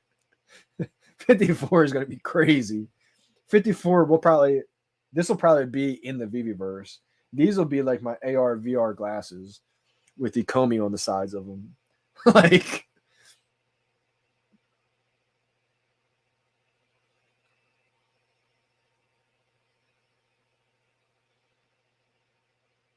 no, I don't think so, man, because the thing about VeVe is like it's like 6 apps in one. So they got something for everybody. That's actually the great thing about VeVe, because not everybody's a comic book fan. I know a lot of people who don't even collect the comic books. They don't even like the comic books. So if they just stuck with comic books, it would turn off so much of their user base. So I think that's why it's a great thing that they got stamps. They have collectibles. They have the comics. And that's only the beginning. They're going to probably have music eventually. They're going to have so many different avenues to where, like I said, everybody's a fan of something. And the VeVe app's going to have something for everyone. That's what's so great about it. So I think it would actually be a detrimental big time if they only stuck to one thing. Because I know a lot of people, they don't even like the comic books. They're not fans of comics. So like, and the fact that like VeVe didn't even start with comics. So if they only did comics, like that just wouldn't even make sense because they didn't even start out doing comics.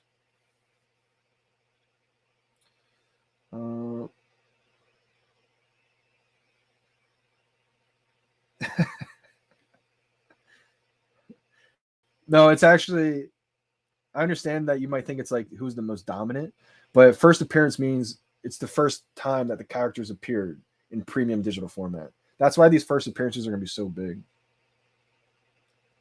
Yeah, there's nothing I would change about VeVe. That's the thing. Like, VeVe has $100 billion brands and companies agreeing with them and partnering with them. So it's the people that think like they're smarter than these $100 billion brands that think they have the right moves that VeVe should take. And it's really at that moment when you should think, okay, Disney has trusted VeVe with their entire portfolio of IP. Like they know what's coming. They have trust in what the VeVe team is doing. They're partnered with a $100 billion brand.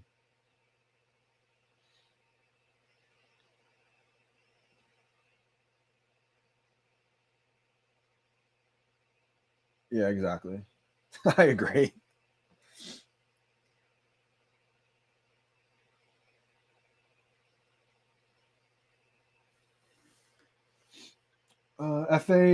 FAs are huge in collectibles. Most valuable comics are all FAs. Yeah, exactly. I mean, the people who are into collecting, they understand the importance of first appearances, and that's the thing that I had to do a lot of research on. I didn't even understand what FA meant. I was like, what does FA mean in the beginning? I had to do so much research before I even found, comics or anything like that. When I first found VeVe, I had to learn what crypto was. I had to learn what collectibles were. I had to learn about the Comey team, the VeVe team. I had to learn so much. Yo, Johnny, man, I'd be super happy if we got football cards we needed to collect to finish the teams for sets, along with special shiny ones. That would be interesting.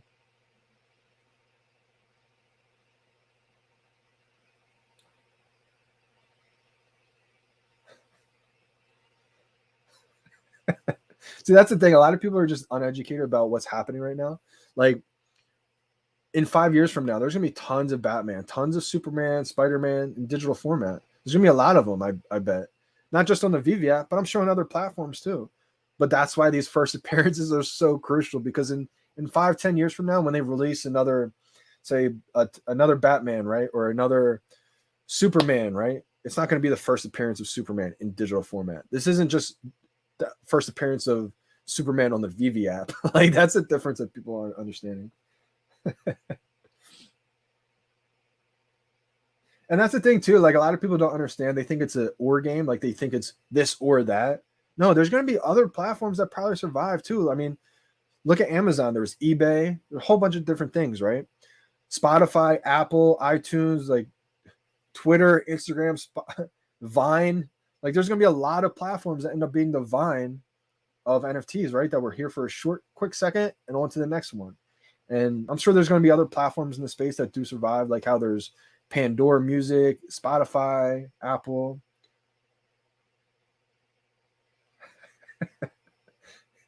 Unfortunately, Tego, it's not the case. It doesn't. Where is the one? FA. This is it. FA has nothing to do with the date. It means the first appearance on the platform. No, so it doesn't mean that. It actually means the first appearance of Superman in digital format. That's why these are so important.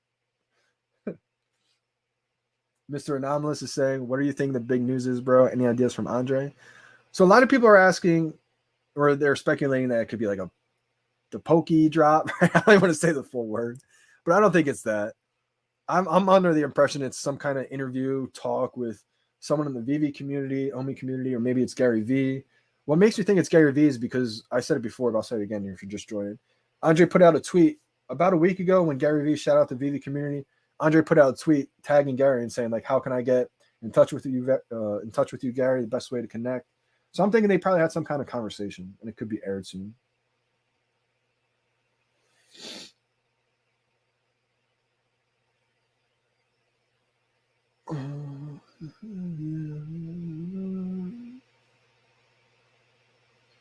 Yeah, I think that'll be big time. I think that'll definitely be a topic of discussion. I think a lot of it is because it's so new right now to where most people don't even think about that. But it'll definitely be a topic of discussion, especially once we're able to cash out. Once we're able to withdraw these gems, and the people who do withdraw from gems to US dollars, I would definitely keep some money aside from when you have to pay taxes. Right, exactly. I mean, fun under the sun. We've seen people say this all the time from day one. Trust me. People have talked about it all the time. These aren't real NFTs. People still say that to this day, that they're not real NFTs. I don't even have time to argue with them anymore at this point. I really don't. It just gets me frustrated. I'm like, oh my gosh, just listen to the interviews that the team puts out. The team takes their time out of their busy schedules every other week to put interviews out to talk about. They don't even want to talk about questions they've answered time and time again, But these are real FAs. These are real NFTs. Tango, if you keep going, I may have to put you on timeout. Just because there's so much fun, I mean, for new users joining in, they see stuff like that and they get worried. When in reality, all that is just misinformation. Like, you can look that stuff up. You can, talk to the Ecomi team, listen to the interviews that the Ecomi team puts out every other week. That's the thing. A lot of people who just spread misinformation, they don't even take the time to learn, to hear what's coming from the actual Ecomi team. So that's why you just have a lot of people spreading false information. What's funny too? Like, people thought VeVe was a scam because you can't cash out. People thought Coinbase was a scam because you couldn't cash out from Coinbase. Imagine not investing in Coinbase because you thought it was a scam. Like, yeah, Drew Pear. He says VeVe has payouts from the web wallet. Yep. So that's actually starting. Looks like the rollout's being started. So it looks like the people who have a big gem account, the first users, the first wave of users, the people who are most active, they'll probably have the first chance at using the cash out. And then I think it'll get, brought on and spread out to everybody else in the community, to where eventually everybody will be able to withdraw. But the incentives to not withdraw right away, I mean, obviously people want to profit off some duplicates, etc., or maybe some collectibles they don't love. But I think a lot of people are worried that people are just going to sell their whole collection. And I don't think that's going to happen.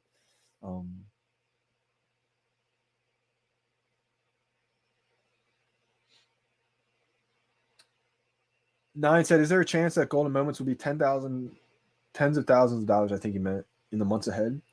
Can't guarantee it, not confirmed, not financial advice.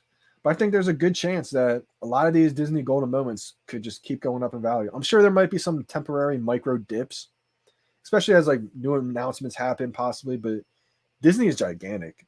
I think right away we saw the price skyrocket on all the Disney moments, especially Walt. I think right away in the market it was kind of low, but after that got bought up, it took off right away. It was the first time where we saw collectibles with this many editions really take off right away. And so everybody was waiting for a crash instantly. But I think what people forgot is Disney is a $200 billion brand. There is Disney fans all over the place, right? Everybody knows the value of what Disney holds. So, like, I think, yeah, there could be a correction, maybe a little bit just because the amount of editions. But I think anytime it dips big, it's going to get bought up big time because people are waiting to buy them.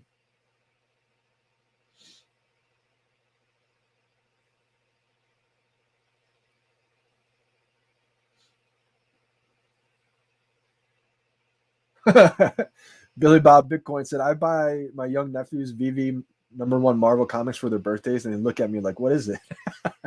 See, that's the thing. Like, if they're too young, they probably have no idea the importance or anything of it, right? But as they get older, they're going to understand, Billy Bob Bitcoin was looking out for them big time.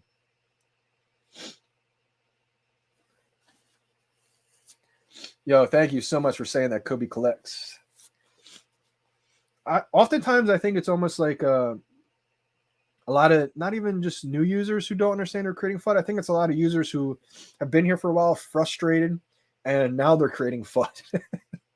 Kobe Collect says, doesn't matter where VeVe goes in the future, even though most of us know we'll be one of 100 million plus users. Exactly. But those FA NFTs will always be FA NFTs. And that's the part that so many people are just creating misinformation about and FUDding. And as a new user, do not fall into the FUD. We've had FUD, fear uncertainty, doubt. That's what FUD stands for. We've had that ever since March. People told me stop buying Todd McFarlane Batmans. They'll never sell out. Imagine if I listened to them, right? People said, I was telling them that 7,500 editions is nothing compared to hundreds of thousands of people. We had 10,000 people in the app. People were like, dude, there's 10,000 people. This is not over hundreds of thousands of people. I was like, you guys have no idea where this is going yet, do you? So like, I was trying to explain to people then, I was like, this is going to have hundreds of thousands of users. People are like, dude, you're a moon boy. I'm like, yo, all right, you guys can think that, And a lot of those people have big regrets today.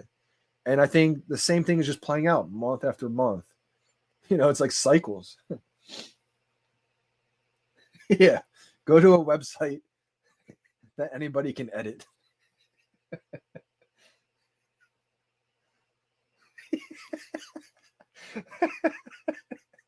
This is actually hilarious. Saggy Dodge just said exactly what I was thinking. He said, your source just proved what everyone's been saying about FA. Take a lap.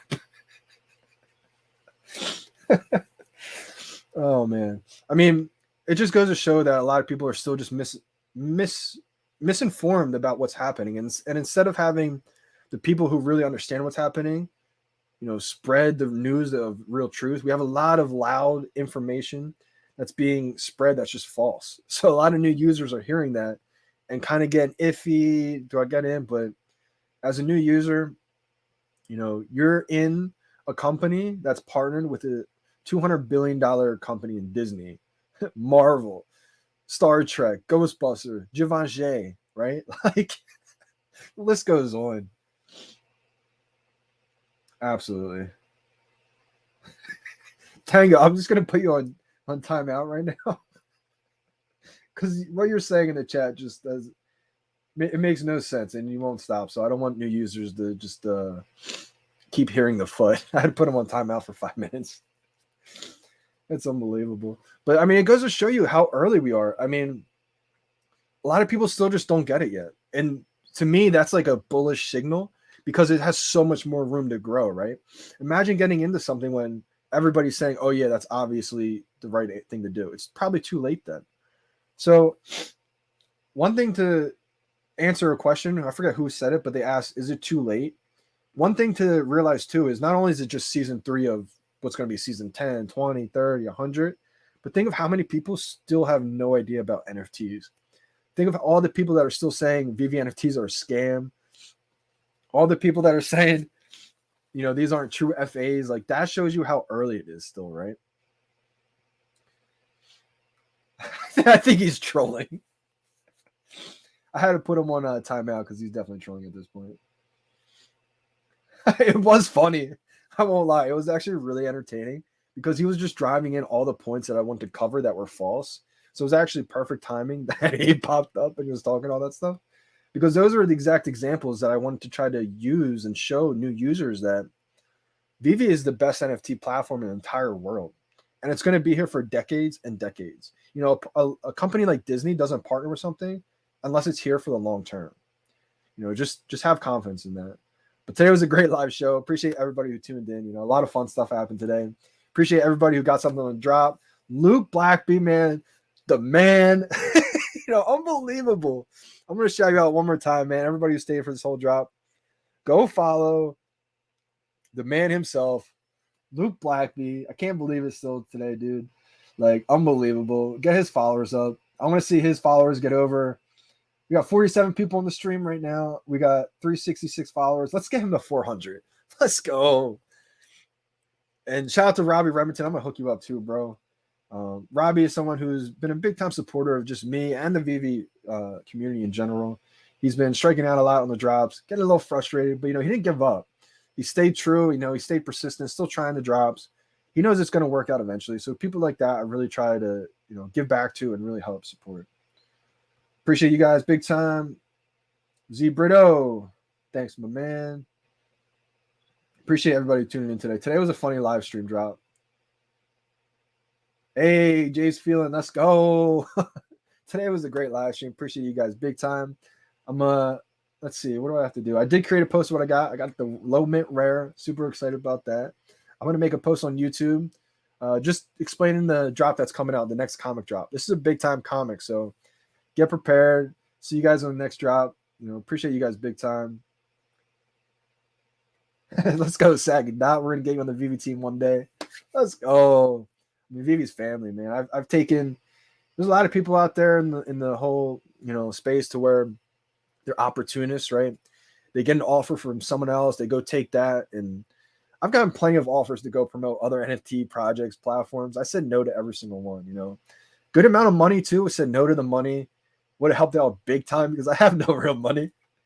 But I'm in this for a legacy, man. I'm trying to be, known as like Mr. VeVe, right? I mean, I came into VeVe, believed in VeVe from day one, never wavered once, never promoted another project one time, turned down deals to promote other projects, to stick solely with VeVe only. Been loyal the whole time. When a lot of people flip-flop, right, came back on. But your boy stayed true. Try to keep a lot of people from selling off their collection. I did help a lot of people from selling off their collection. So many people I walked off the plank, man.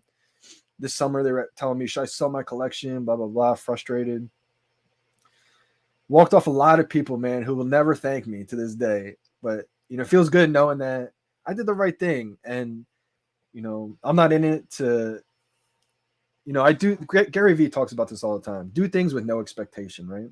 I'm not expecting them to say thank you. I know most of them probably won't ever, because it comes like an ego thing at that point with so many people. And it's unfortunate that it gets that way, but it really does. So I just know for me personally, I've done my best to try to keep everybody with that positive and with the vision that VeVe is going to be here forever.